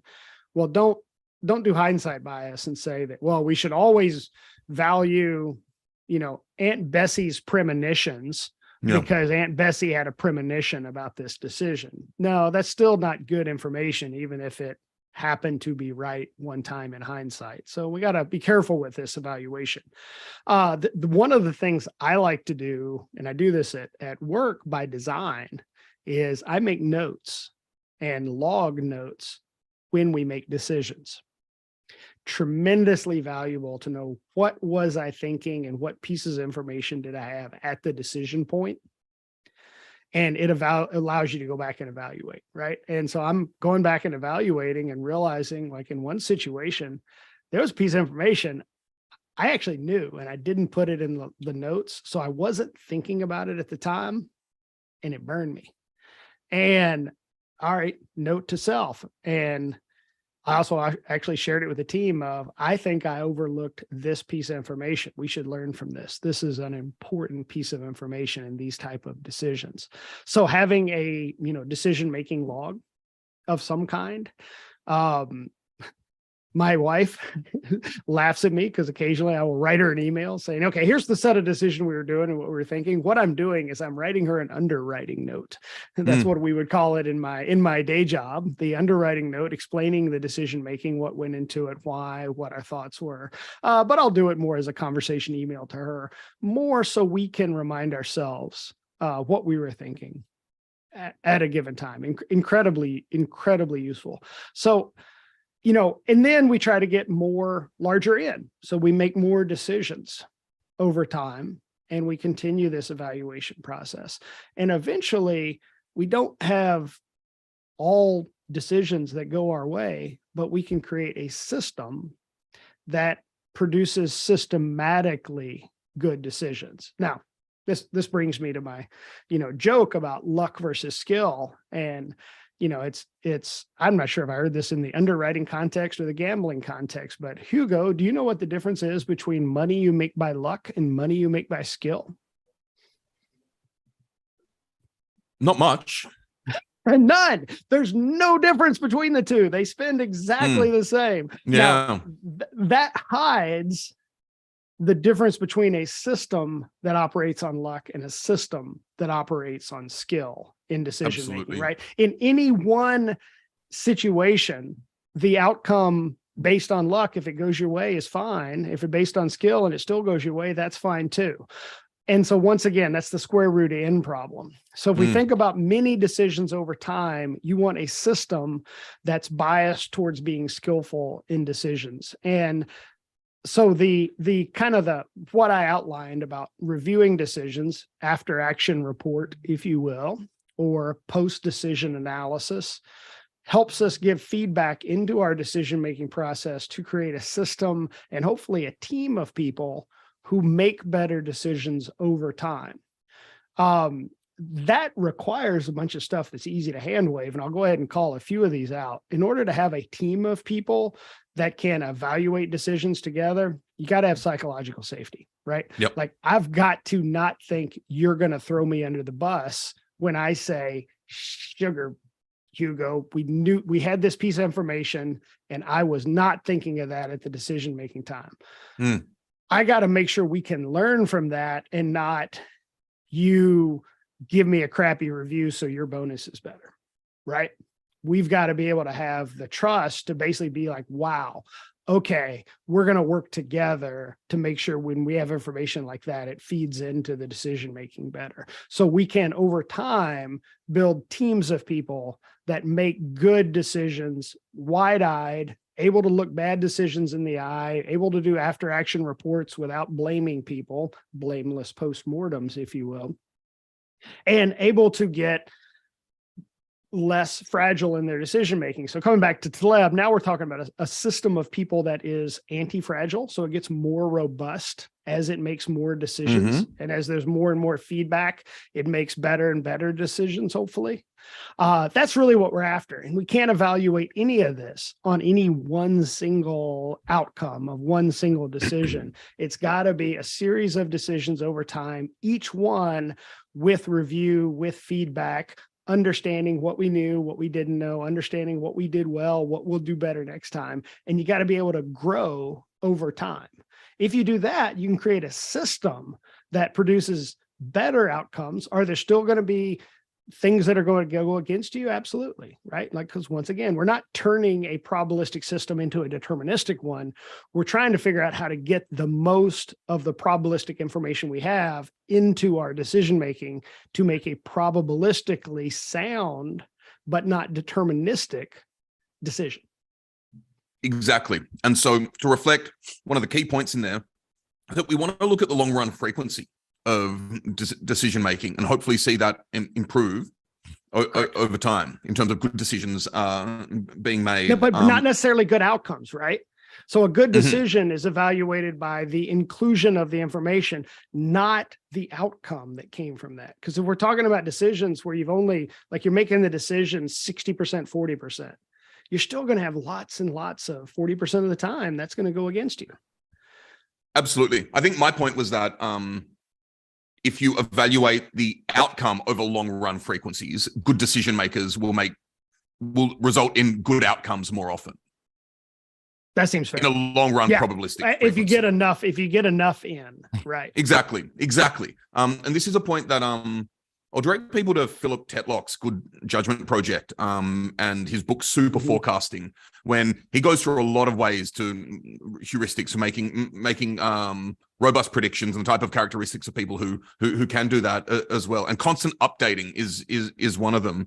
Absolutely. But he makes clear that when judging predictive power, you really want to be looking at long-run frequencies of predictors, and that a lot of the predictions we see in media, for example, there's a misalignment of incentives, right? So people will be more heard, get more clicks, get more revenue even pre-clicks get more airtime based on being very strongly opinionated and perhaps being wrong after the fact, but then they move on to the next prediction, as opposed to having being, let's say, more humble or expressing more uncertainty around their prediction. And thinking about incentives of talking about predictions is fascinating. I have heard, once again, this may be apocryphal, that let's say the meteorologists see that it's 50-50 chance of rain tomorrow.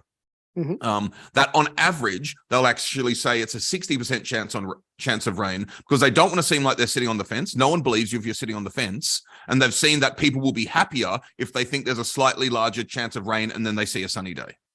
Yeah. So my understanding, now I got to be careful here, because I literally sit in an office with a whole bunch of meteorologists sitting right around the corner from me. So amazing that they will toilet paper my cubicle if I am not respectful. My understanding is, like, National Weather Service is real stable on theirs, but my understanding is television. That's actually what I meant. Meteorologists have a slight bias towards calling for rain, because it's really twofold. One is people like it if they're pleasantly surprised, right? This is a psychological fact. The other thing is, what they think the question people are really asking is, should I take my umbrella and my coat?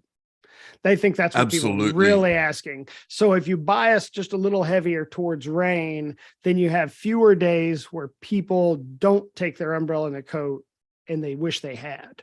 Yes. So you're sort of, in a way, they're integrating over the posterior, but without anybody's permission. Exactly. Right?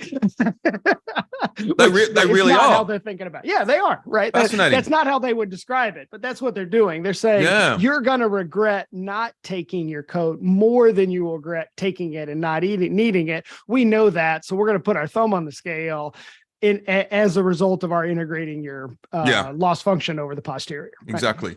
And thank you for that generous correction on your behalf. I definitely did mean weather people, not meteorologists as well. I feel like this conversation wouldn't about weather reporting wouldn't be complete without mentioning an episode of Curb Your Enthusiasm, in which the weather human, the weatherman, predicts rain with great certainty. And Larry's supposed to play golf the next day, and he's like, "Bugger it, I'm going to go and play golf anywhere." Beautiful day. Anyway, beautiful day. No one's on the course except for the weatherman.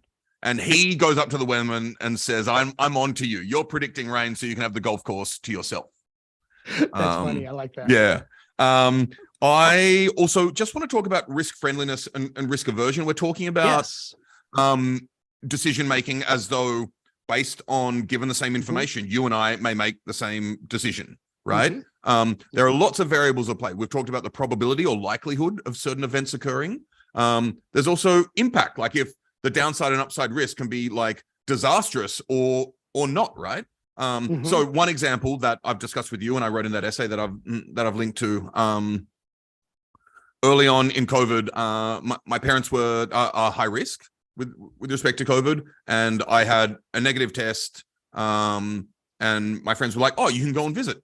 And I was like, well, let's just be careful. There's a false negative rate, which I should take into account. And it's low likelihood that I have COVID now, but think about the impact. It could be fatal. And this was early days in COVID, right? So thinking about not just the likelihood of events, but the impact. Once again, we're doing some form of integration over the posterior, but before that, we're thinking about some sort of risk matrix, is what they call in business, right? Where we have likelihood, impact, and then thinking through risk friendliness and risk aversion. All of these should be taken into account when making decisions, right?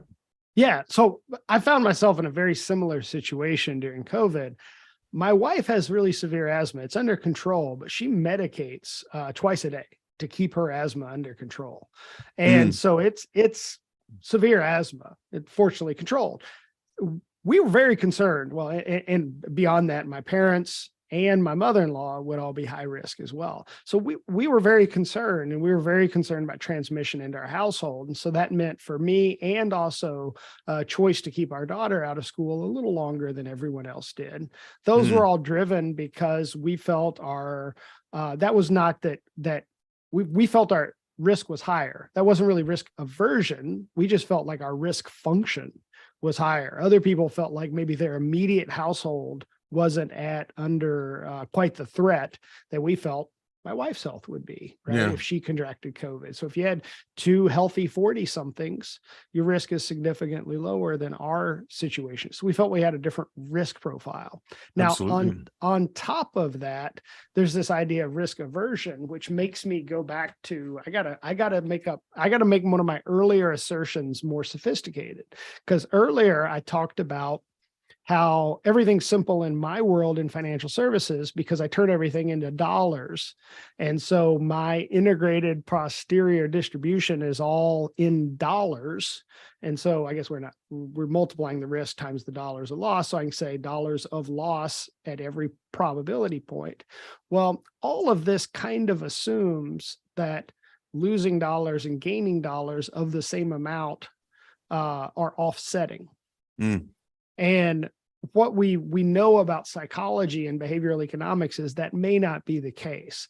A windfall of $10,000 does not make me as happy as a shortfall of 10,000 makes me sad.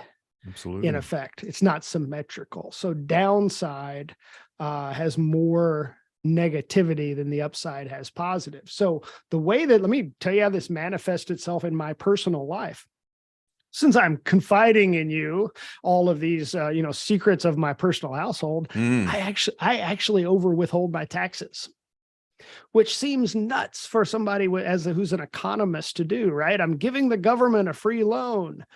No, that's not how I think about it. I underheld and I saw the stress that caused my wife when we had a taxes due at the end of the year. And I'm basically like, I don't want that stress in our collective life again. So I always make sure we get a little refund at the end of the year. Is that financially sound? Is that the best, optimizing dollars? No, but what I'm doing is I'm eliminating the possibility of us having a shortfall and that causing stress in our life because that stresses my wife out. She knows this, right? She knows I do this. This is not a secret revelation to her. And she's like, yeah, that's a good idea.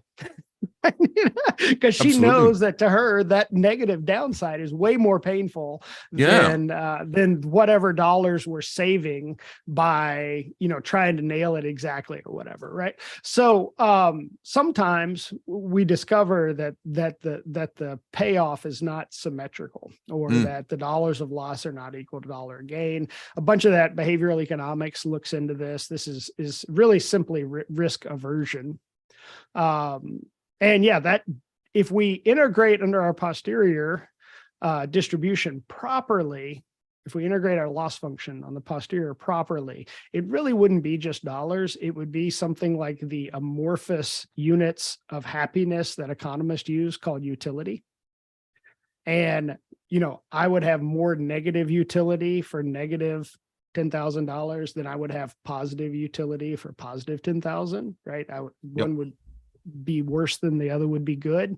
That's how we might try to capture it. That's hard to do. Right. It's hard to do in practice. But we do see that different individuals have different loss functions in terms of their utility response to loss versus gain. Some people really love gain so much that they're willing to take a lot of loss to get that dopamine hit from the upside, right? Absolutely. Some sort of something like that in the brain helps with driving addiction to gambling. Yeah. Wonder if most recent former president of the United States is such an example. I do want to say with the behavioral economic stuff and the risk aversion, a lot of the biases we've been talking around, Thinking Fast and Slow by Daniel Kahneman and Tversky is a wonderful reference, beautiful book on such things. Mark Rieker has also written in the chat with respect to incentives and hot takes, that Nate Silver's book, The Signal and the Noise, references a study that actually finds a negative association between pundit takes and outcomes. And I had not remembered that. And I definitely checked that book out for a lot of things we're talking around as well. I actually think about this when hiring also. I mean, part of the hiring flow is trying to find signal on performance and The types of things that usually attract us to other humans, I think, can be anti-correlated, or at least uncorrelated, but a lot of the time anti-correlated with the types of things we really want to find signal on as well. We could do a whole other podcast on hiring analysts. I have lots of thoughts. Probably shouldn't get into that here, but it's a really rich topic for discussion of decision making, heuristics, criteria. Well, we'll definitely have to have you back on the show for that. I am interested when you do hire people. All these things we've been talking about seem essential to people's work and the people that you hire, the people you work with. How do you hire people who know everything we're talking about, or do you have conversations with them on the job? How do you even think about developing a team and a workplace where people know how to judge decisions and make decisions and do analysis and that type of stuff? So if we were hiring more senior people, one could imagine you would filter for a lot of this. A lot of my hiring is with relatively junior, so 5 years or less of experience. And I do not expect any of these things you and I have talked about to be mature in their thinking. I might ask a question to see if they just by luck had happened to think about any of this, but my expectation would not be that they had. What I'm really looking for, and what I think a lot about, is filtering for demonstrated ability to learn and do things, and curiosity, question asking. If somebody comes into and like, I kind of liked the interviews over video chat, and if somebody's got board games on the wall, I'm going to ask a lot of questions about board games, because that may be indicative. It may be indicative of this. They're in their childhood bedroom, or it may be indicative of, something really interesting in their thinking, that they really enjoy problem solving. They really enjoy, doing things in groups, problem solving in groups, right? Like, if they tell me they're a dungeon master, I'm going to have lots of interesting conversation, right? Like that's an interesting area. And I would way rather oversolve for curiosity and problem solving ability with a kind of minimal technical threshold. I mean, we've not talked any about programming languages, statistic tools, and all that. I've got a bar about here for that. I want some evidence of it, some evidence of having learned some tool. Yep. But in terms of exactly the tools I'm using and the way I'm using them, no, I'm not solving for that on a relatively inexperienced hire. That's syntax. If they know how to Google and they know kind of the concept, they can find the answer of how to do that in pandas or how to do that in R, right? They can figure that out. So I'm way more interested in curiosity, problem solving, that sort of thing. Awesome. So I do want to get to some tools maybe when we wrap up. But something we haven't really talked a lot about probability, decision making. We haven't talked about causal inference, and I know your background's in agricultural economics, as everyone does now. But when thinking about decision making, we are reasoning through causality already, right? Like we're thinking, I do this, these things may happen. So what's the role of causality and causal inference in thinking through decision making and making robust decision making? Yeah. So what's interesting here is a whole bunch of the stuff that I deal with, my day-to-day application. I'm not super worried about exactly what causing which range of outcomes, as much as I am concerned about what is the range of outcomes. And then often I have very weak causality. And I do know I want, like if I'm discussing a insurance company that their reinsurance program may go into a portfolio that we have. As I think about that, you want to understand the underlying product, because that will cause losses that will flow into our portfolio, right? Like that's determined that that's the causality. And we often don't have to think too much about some of the more interesting aspects of causality, such as confounders. Like we're seeing an outcome, but we're not sure what thing actually caused, if it was the thing we're modeling, or a, secret third thing that isn't being modeled, Yep. actually causing it. And those are the interesting aspects of causality. So in a lot of the bread and butter stuff that I do, causality is fairly straightforward, and we're pretty fortunate in that. And when causality starts mattering is when we start like taking apart insurance programs and asking, why did they behave a certain way? Why did we have certain losses? And we uncover things we didn't expect. Or let me tell a story actually about Please. Causality and nonlinearity from my earlier career, when I worked in primary insurance briefly. I had the president of the company come to our risk team and say, we are seeing declination rates vary pretty wildly from his point of view, week to week. And at times, the declaration rates are quite high. The policy applicants who were being declined insurance, and this was a health-related insurance product. And he said, basically, is this a quality issue with my underwriters, or is this something else? How can we tell? And I'm like, aha, actually, I know how to think about this.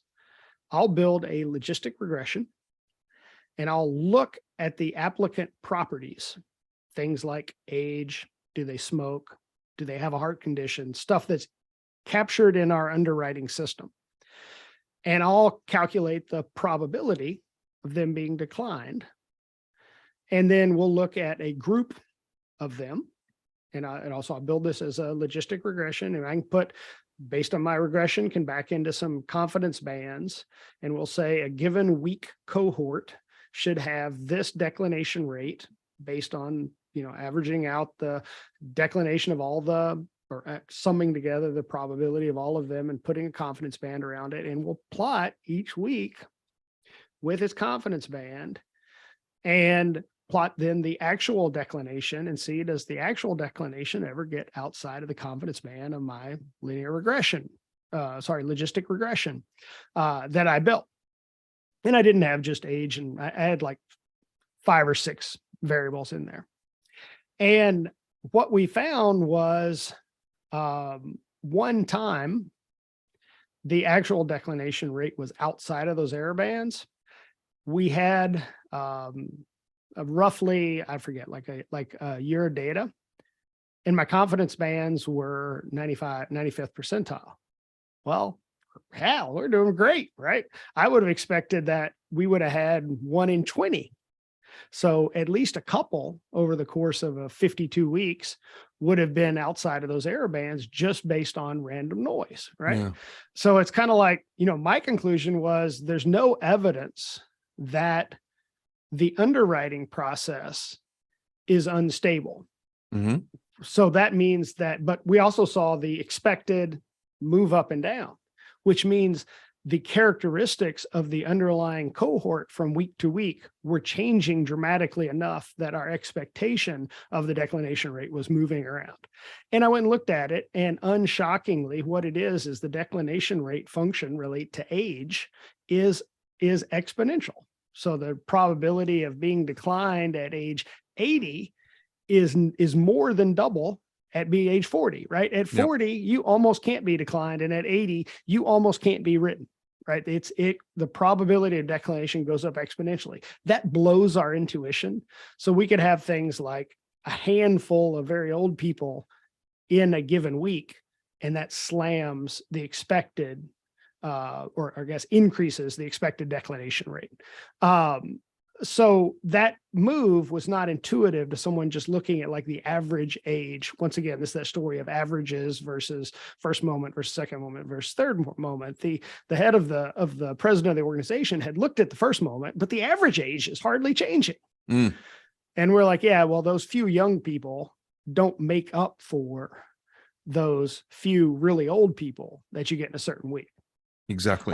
because the difference between a 20-year-old and a 40-year-old is almost indistinguishable in terms of declination rate. Both of them are really low. And then you get a handful of really old people and it blows everything up. And, there's kind of two stories here. One is that story about how that non-linearity blows up our intuition. That was the causal factor causing these numbers to move around. And actually what's joyous about this at this point in my life that wasn't joyous at the time is nobody listened to me. And the reason nobody listened to me is I made a fundamental analyst error. I had a variable in my regression that wasn't very important, but I left it in there and I didn't understand it. And when I explained it, the president of the company was like, I don't think that's what that variable means. And he calls up the head of underwriting, puts him on speakerphone with me and they're presenting this. And he's like, tell me what this factor in your database means. And it wasn't exactly what I said. And basically it was an ad hominem fallacy where he's like, well, you're full of shit about this variable. Probably your whole analysis is full of shit. And effectively kind of wrapped up the meeting with generally disregarding the work I did. Well, that was a little disappointing at young me.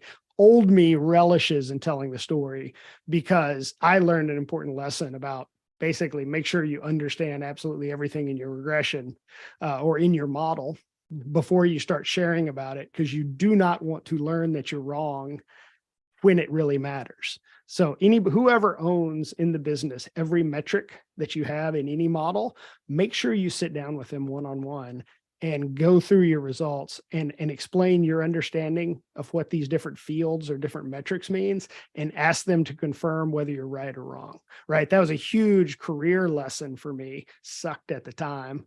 But I learned something pretty important, right? Nonlinear functions, they're important. Also understanding every variable in your model and discussing it with the business owner before you start drawing conclusions, also very valuable. Yeah, and this also, I think, builds trust and credibility. And back to a question, something we discussed earlier, is when you're communicating decisions or communicating modeling outputs to decision makers, the fact that you've incorporated their knowledge and domain expertise into it is incredibly important, both culturally and in terms of the information you need and have. I appreciate that insight into how you think about causality more generally. I think, it's probably worth mentioning, as you and I have discussed before, us humans seem too good at thinking causally, where we think causation is happening where it isn't at all, and horrible at thinking probabilistically in a lot of ways. And there are, evolutionary arguments going back to the savannah or wherever we were, where we didn't really need to think probabilistically, but causation was super important. But something I thought to mention here, because we are talking about probability and causation, is something that Edwin James wrote in his paper, Clearing Up Mysteries, the Original Goal. I'm actually going to include this in the show notes and in the YouTube chat. And this was actually one of Bayes's. I'm actually going to read you. You know this, JD. I haven't announced this publicly, but I'm actually working on a book currently on Bayesian inference and probabilistic programming with my good friend and colleague Eric Ma, who people may know. But this is from a chapter we're working on in this book, is one of Bayes's keen insights in answering the inverse problem. So this is going from the probability of A given B to the probability of B given A, right? Such as the probability of a model or an estimate given data to the probability of data given an estimate, right? But one of Bayes' keen insights was actually to decouple probability and causation. So until Bayes came on the scene and made sense to talk of P of E1 given E2, the probability of an event E1 occurring, knowing that E2 occurred only if E1 occurred after E2. But Bayes' solution to the inverse problem now meant that it makes sense to talk about the other way around, independent of both temporal and causal order. So you can actually talk about conditional probabilities when temporal and causal order are unimportant. Now, Edwin James, in all his genius, came up with a wonderfully simple example. He said, you have an urn in this paper. You have an urn containing 5 red balls and 5 white balls, randomly mixed. You take out one ball, B1, and it's white. You take out a second ball, B2. What is the probability that B2 is white? Okay. Now, a few fractions and probabilities or will tell you it's 4/9 or whatever it is, right? Okay. So because we know there are 4 balls and 5 white balls, 4 white balls and 5 red balls in the urn before you draw B2. Okay. Now he then asks a second related but distinct question. You have an urn containing 5 red balls, 5 white balls, randomly mixed. You take out 1 ball, B1, and do not look at it. You take out a second ball, B2, and it is white. What is the probability that the first ball is white? Okay. So this still seems counterintuitive to me. How can the color of the second ball impact the color of the first ball? It makes no sense at all because there's no temporal or causal relationship between it.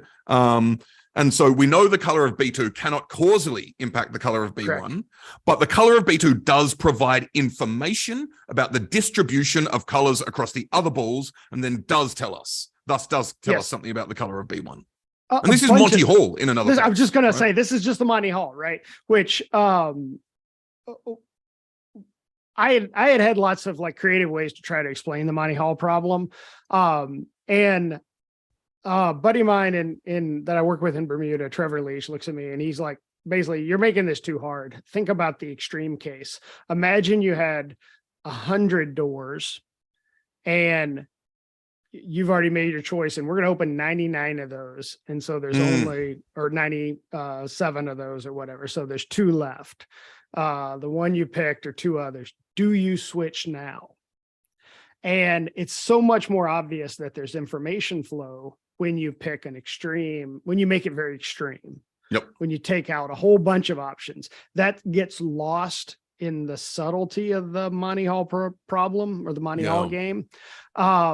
And similarly here, like the reason we know it's a Monty Hall problem is we say to ourselves, or those of us who think about these classes of problems, right? You say to yourself is information revealed that impacts what I know? And there's a difference between what I know versus what is causal or what's causing, right? And that's the distinction you drew out there, which I think is really cool and a neat way to illustrate that.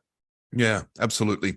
So there are 2 final things I'd like to discuss. You bet. Do you have a hard stop on the hour, or can we go slightly over? No, let's party. All right, let's go all night. Lionel Richie, no, came here to party. Exactly. So the 2 things I want to talk about, we'll get to tools because I think I just think thinking through what type of tools you use and how you even evaluate tools, and the surface area of the tooling space is pretty wild and fractal-esque at the moment. But before we get there, something we've been talking around a lot is modeling, and I want to be explicit. So a huge part of decision making just involves modeling the world, the real world, right? Right, right. Either explicitly or implicitly, right? Exactly. Implicit. Everybody makes models in their heads. That's what, that's what we do. And there's strong evidence from what I can tell reading the literature that basically that's one of the things that makes humans is the sophistication of our mental modeling of the world around us. We could almost be homo modelicus as opposed to homo economicus, right? With the animals that make models of and predictive models at that in our heads. And then some of us explicitly make those models outside of our head rather than just using the implicit ones. And so there are a lot of things that go in, and that's one of the reasons I like Bayesian analysis and say I'm probably a Bayesian. You can never be sure though, can you? Right. If you are, you're not Bayesian. It's the Cretan Bayesian paradox or something, the probabilistic Bayesian paradox. But because when I do Bayesian inference, I have to make my assumptions explicit, and I think that's worthwhile. What are the most important parts of building models and that we kind of need to check ourselves on as well? Yeah. So the biggest mistake I see is complexity. Too much. There's a ridiculous amount of problems that can be solved. The economist in me wants to make this all sophisticated sounding. We need a parsimonious model. Like really what we're saying is make a simple model. Yep. And a biggest mistake I see over and over is comparing a sophisticated model to no model at all. And that's a huge bullshit red flag. And the reason it's a bullshit red flag is we never have no model. We have some model, right? Like even weather forecasting, I can take, say, just today's weather is going to be like yesterday. That's a model, right? It's a lag 1 day model. And someone comes along and they're like, oh, well, our model is so much better than having no model at all. Like, well, does it beat today's weather is going to be like yesterday? Well, what about today's weather is going to be like this date averaged over history, right? So that'd be a climatological model saying the weather today is the average, right? And so you've got to compare what's your lift or your improvement over the stupid basic model that has no sophistication, right? And if you're going to introduce something that's complicated, complex, you maybe even can't explain how it works, it sure as hell better give you a lot of lift over the stupid model like the average or the look back one time period model. These stupid models, you better be able to dramatically outperform them in order to pay for the care and feeding of your sophisticated model. And that mistake is the one I see being made the most, right? Absolutely. And something I'm also hearing in there is, once again, my Bayesian mind is going, Jaynes, among others, very sophisticated Bayesians in the 20th century made it very apparent that part of the formulation of Bayesian inference is that all probabilities are conditional on some form of information you have. So when I've said that to people, they've said, oh, what about when I flip a coin, it's 50% chance heads, 50 tails. That's not conditional on anything. And I mean, how do you develop that model that will be the case? It's not only through empirical observation, although it could be. It's actually through thinking through the physics of the situation, that when you flip a coin, that the weight is symmetric on both sides, something about the wind, something about how it lands, these types of things. So there is all types of information and assumptions, you're saying, to even come out with a probability, I think. Just a whole bunch of time we kind of can assume those away, right? Yep. Because they practically don't matter. And this is like where, when I have conversations with philosophers, I often just am like, that was interesting, right? That was an interesting set of mental gymnastics we just did. How does one use that? Because I am so applied in my thinking, right? Frustratingly so, to people who want to spend a lot of time with minutia on details. And I'm like, but, I've got to make these kind of gross decisions, these big, decisions that aren't, fine cutting with a scalpel. And this is like where I probably put too little weight on like Kaggle competitions to being informative to skill because of my experience with those. Cause I did one, the first one I did had something to do with insurance. And I was like absolute middle of the pack. And I looked at it and I'm like, okay, the spread between me and the perfect person is so small that the thing we're trying to decide, that wouldn't have like $100 difference in an insurance company. Like, we're done. Yeah. Like this project was done 4 iterations ago. Yep. Like this is absolutely zero marginal value for applied decision-making. Yet we're going to carry on acting like all of these people whose scores are different in the 3rd and 4th decimal point, like this means something, when this is absolutely immaterial and complete noise, and I don't give a shit. And like, that was the last time I looked at Kaggle, and I probably wrote it off too quickly, but it was this problem with separating what's a meaningful distinction, not just a measurable distinction. Because I'm very big on, give me a meaningful decision, not a measurable distinction. And I think in the example I just gave it a meaningful distinction, which, I mean, it's partially a joke, but I think we'll speak to your practical concerns, which are very important. If you have a weighted coin, right? Which the joke is, there are no biased coins. So why do we keep giving this example? The one biased coin you'd think of would be a weighted coin. And that's when a model assumption breaks down and you can make poor predictions based on it. So we need to check all our assumptions, right? Totally. Brilliant. Right. And, we invoked Taleb earlier, right? This was the thing that his character, I think it's Fat Tony in his Fooled by Randomness and Black Swan. The thing Fat Tony would figure out that the eggheads wouldn't is like, if he's playing the street game and it goes against him 2 or 3 times, he doesn't have near enough Bayesian inference to change his opinion, but he's going to flip the table over and be like, you're hustling me. Right. Because he knows kind of intuitively when the fix is in. Right. Absolutely. And so what we're really talking about is Street a little smarts. bit of that street smarts. Yeah. Of, oh, we can always assume that the coin is fair until it's not. So let's talk tools. You're one of my friends who works in R and Python and AWS, of course. Yep. And you're author of the second edition of the R cookbook. Did I get that? Correct. That's correct. Cool. Yep. Second edition. Paul Tudor did the first edition. And when we did the rewrite to make it tidy, using the tidyverse, I did the rewrite and he's my co-author, then did all the review on it. So yeah. Awesome. Deep into R and Python. So yeah, tell us about the tools you use, what you're excited about and how you think about there are so many new tools coming on the scene, how you think about it, like evaluating them is more than a full-time job as well. Oh, so geez. Yeah. And advice for people, what tools to use. There are 10, I've done the worst job. The one thing you don't do is an interview, ask 10 questions at once. So the whole interviewer shtick is ask one question at a time, right? So you gave me 5. Good job. Exactly. Yeah.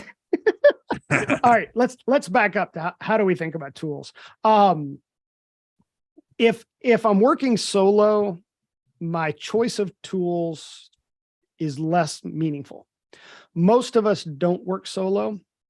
And, I did a whole bunch of actually my work, even within companies where I was part of a team, because the way those teams were organized, I was a bit of an autonomous unit in a team. So there wasn't a lot of interaction. We'd talk about what we were doing, but we each owned whole projects and moved them forward. So we were fairly autonomous inside the organization. So I did a lot of R because I really like the defaults of the tidyverse, and I like dbplier, how it abstracts away and I don't have to switch between SQL and dplyr code. Like, I think that's all really great and makes me super effective writing fast code, and I can get to answers quickly. And that was great.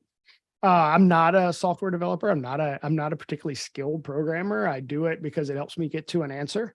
But as soon as I started working, and largely also when I hired analysts to work for me, we had to kind of rally around the flag on what are we going to be writing in? Because I wanted them to be able to move code between different analysts and share a code base and use common methods and even literally shared libraries for functionality. And most of the rest of the team was writing Python. So it was a no-brainer, right? This is a network effect problem. The network effect is way stronger than any individual factor. So while on an island, I'm a little faster and more productive with R and tidyverse, if I'm getting my benefit from being part of a network, that network, if everybody else is more proficient in Python, I switched to Python. And that's what I largely have done when I'm working in a team context. Now, if I sit down to just, hammer out a quick example or to teach myself something, we hadn't really talked about it. We've alluded to it about building models sometimes to train us. A lot of times, I'll do that quickly in R because it's more my native tongue, if you will. And the Python, I have to Google more. It's not a lot of work, but it's a little bit more friction. But the team uses Python. And when I'm doing code there, I'm writing Python for the analytical team that I'm on. And largely we use any number of these tools. I'm moving on to another part of your question. I was going to ask it and you're already there. Asking myself the questions. Exactly. You're doing my job. I'm going to find myself. I'm glad you threw 5 questions at me. So I got to do what I can here. So the next part of it is that, about learning new tools. That should be necessity driven. So the advice about premature optimization, premature optimization is the root of all kinds of evil or whatever. I don't remember the exact quote. Don't start switching tools, platforms, frameworks, all this until you got a problem that needs it.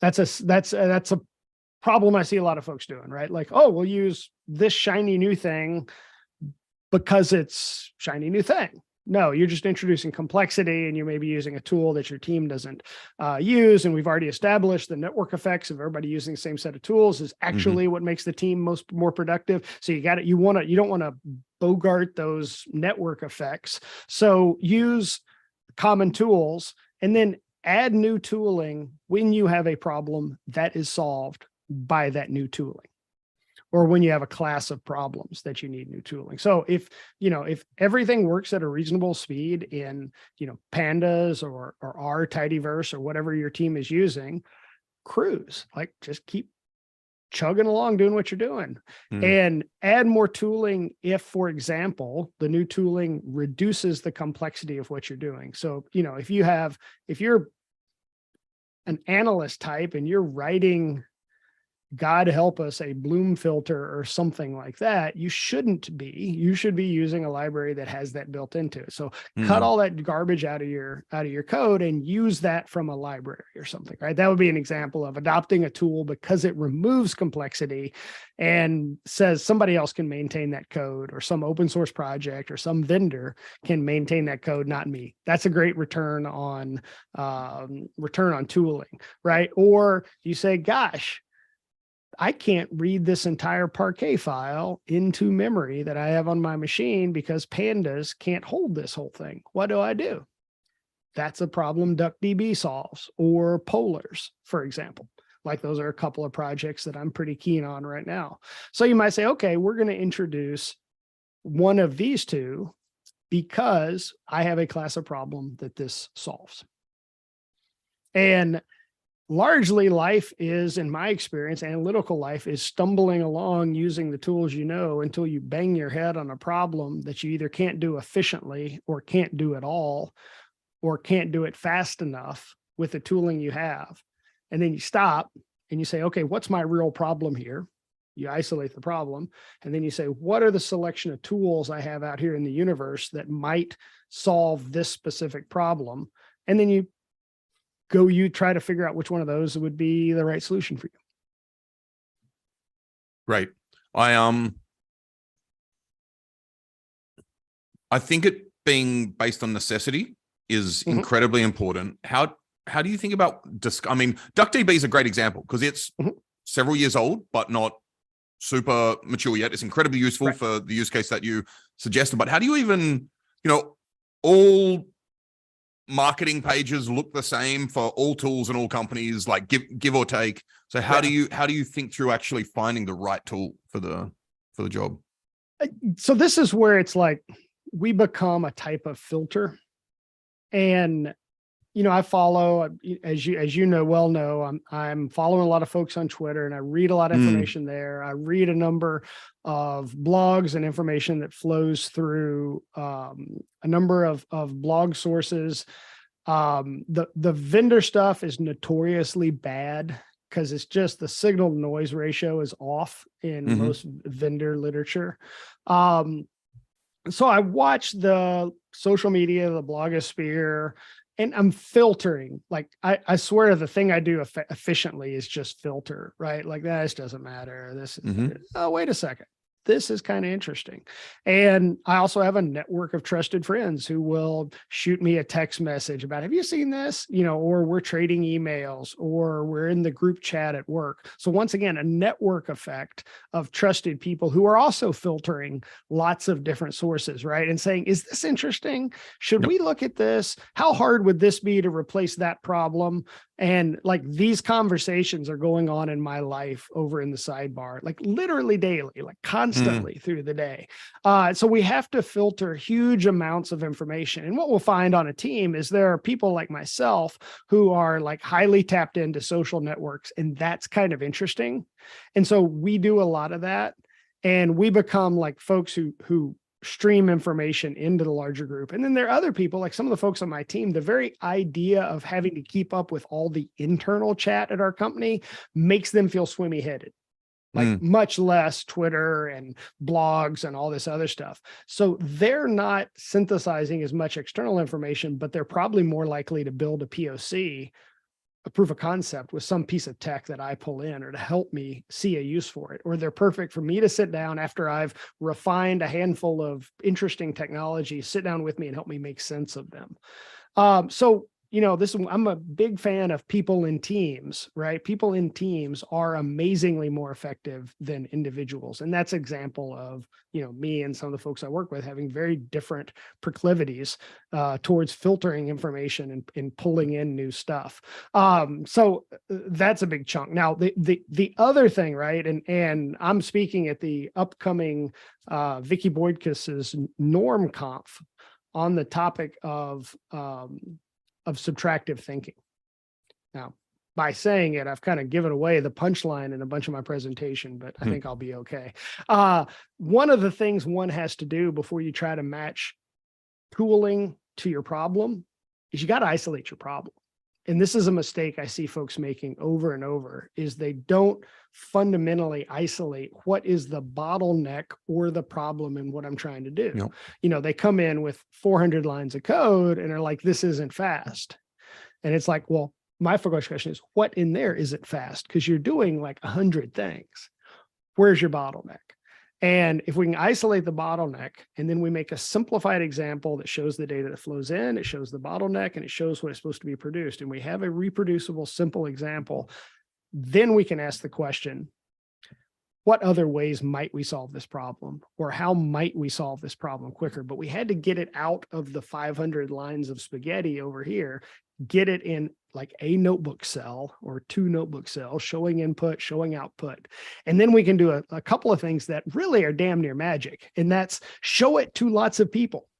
The incredible effectiveness of sharing your problems with people on your team once they've been narrowed down.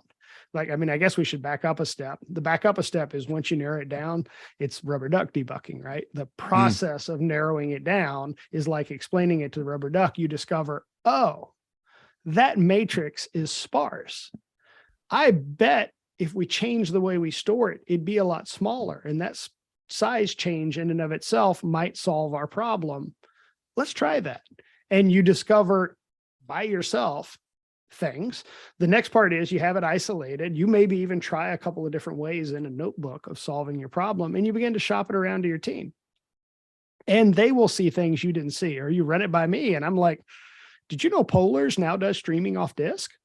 And they're like, no, I didn't know that. I'm like, well, yeah, they just added it. Maybe we try Polars here for speed, and let's benchmark it against Duck and see which we like and why, what the trade-offs are. And we have a simplified notebook where we can implement both of those solutions right there in the notebook and share it with the rest of the team. So we're sharing not just the problem, but then we share what we learned.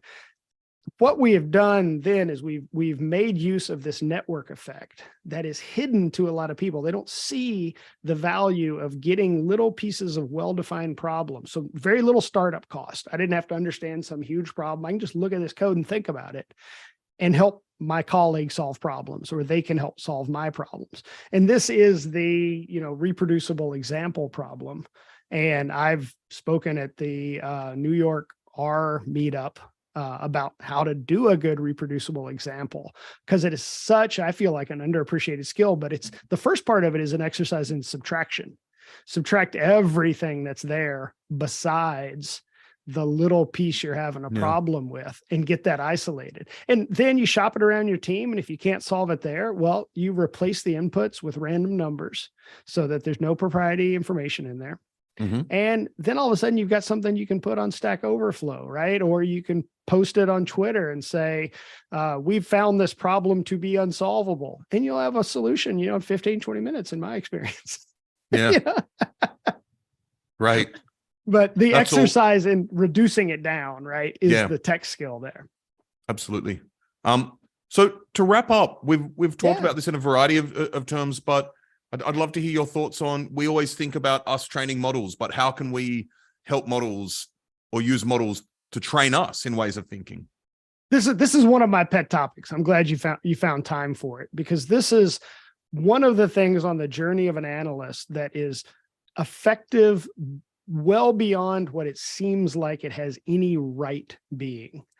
And what we're talking about is creating toy models, often in a notebook or a simplified script, that build analyst intuition about how something works in the world. And, any number of times I have had analysts bring up a question about, okay, I've done this and I've done this and done this. Does this answer make sense? And I'm like, you tell me what jumps out at you. Well, I don't really have any intuition about what could happen. So, okay, I got to tell you, I don't either. So here's what I would do though. I would create a test simplified data set using random numbers. And I would do, this convolution, that convolution, this, and then measure what you get on the outside. That will be a similar type problem, but simplified, and see if that gives you enough intuition to check the thing you're seeing over here, or, and come back and teach me, because I don't actually have intuition around that either. And, I must tell one of our analysts to build a toy model, multiple times a year. It'll come up of, hey, have you tried just building a simple model of that? Like, one of my favorites, is I try to help analysts build intuition around correlation. So if you have two log normal distributions, and we can pick parameters for those log normal distributions, right? So they got a long right tail because they're log normal, and say, what is the most correlation you can induce between those? And they're like, oh, well, +1, right? Okay.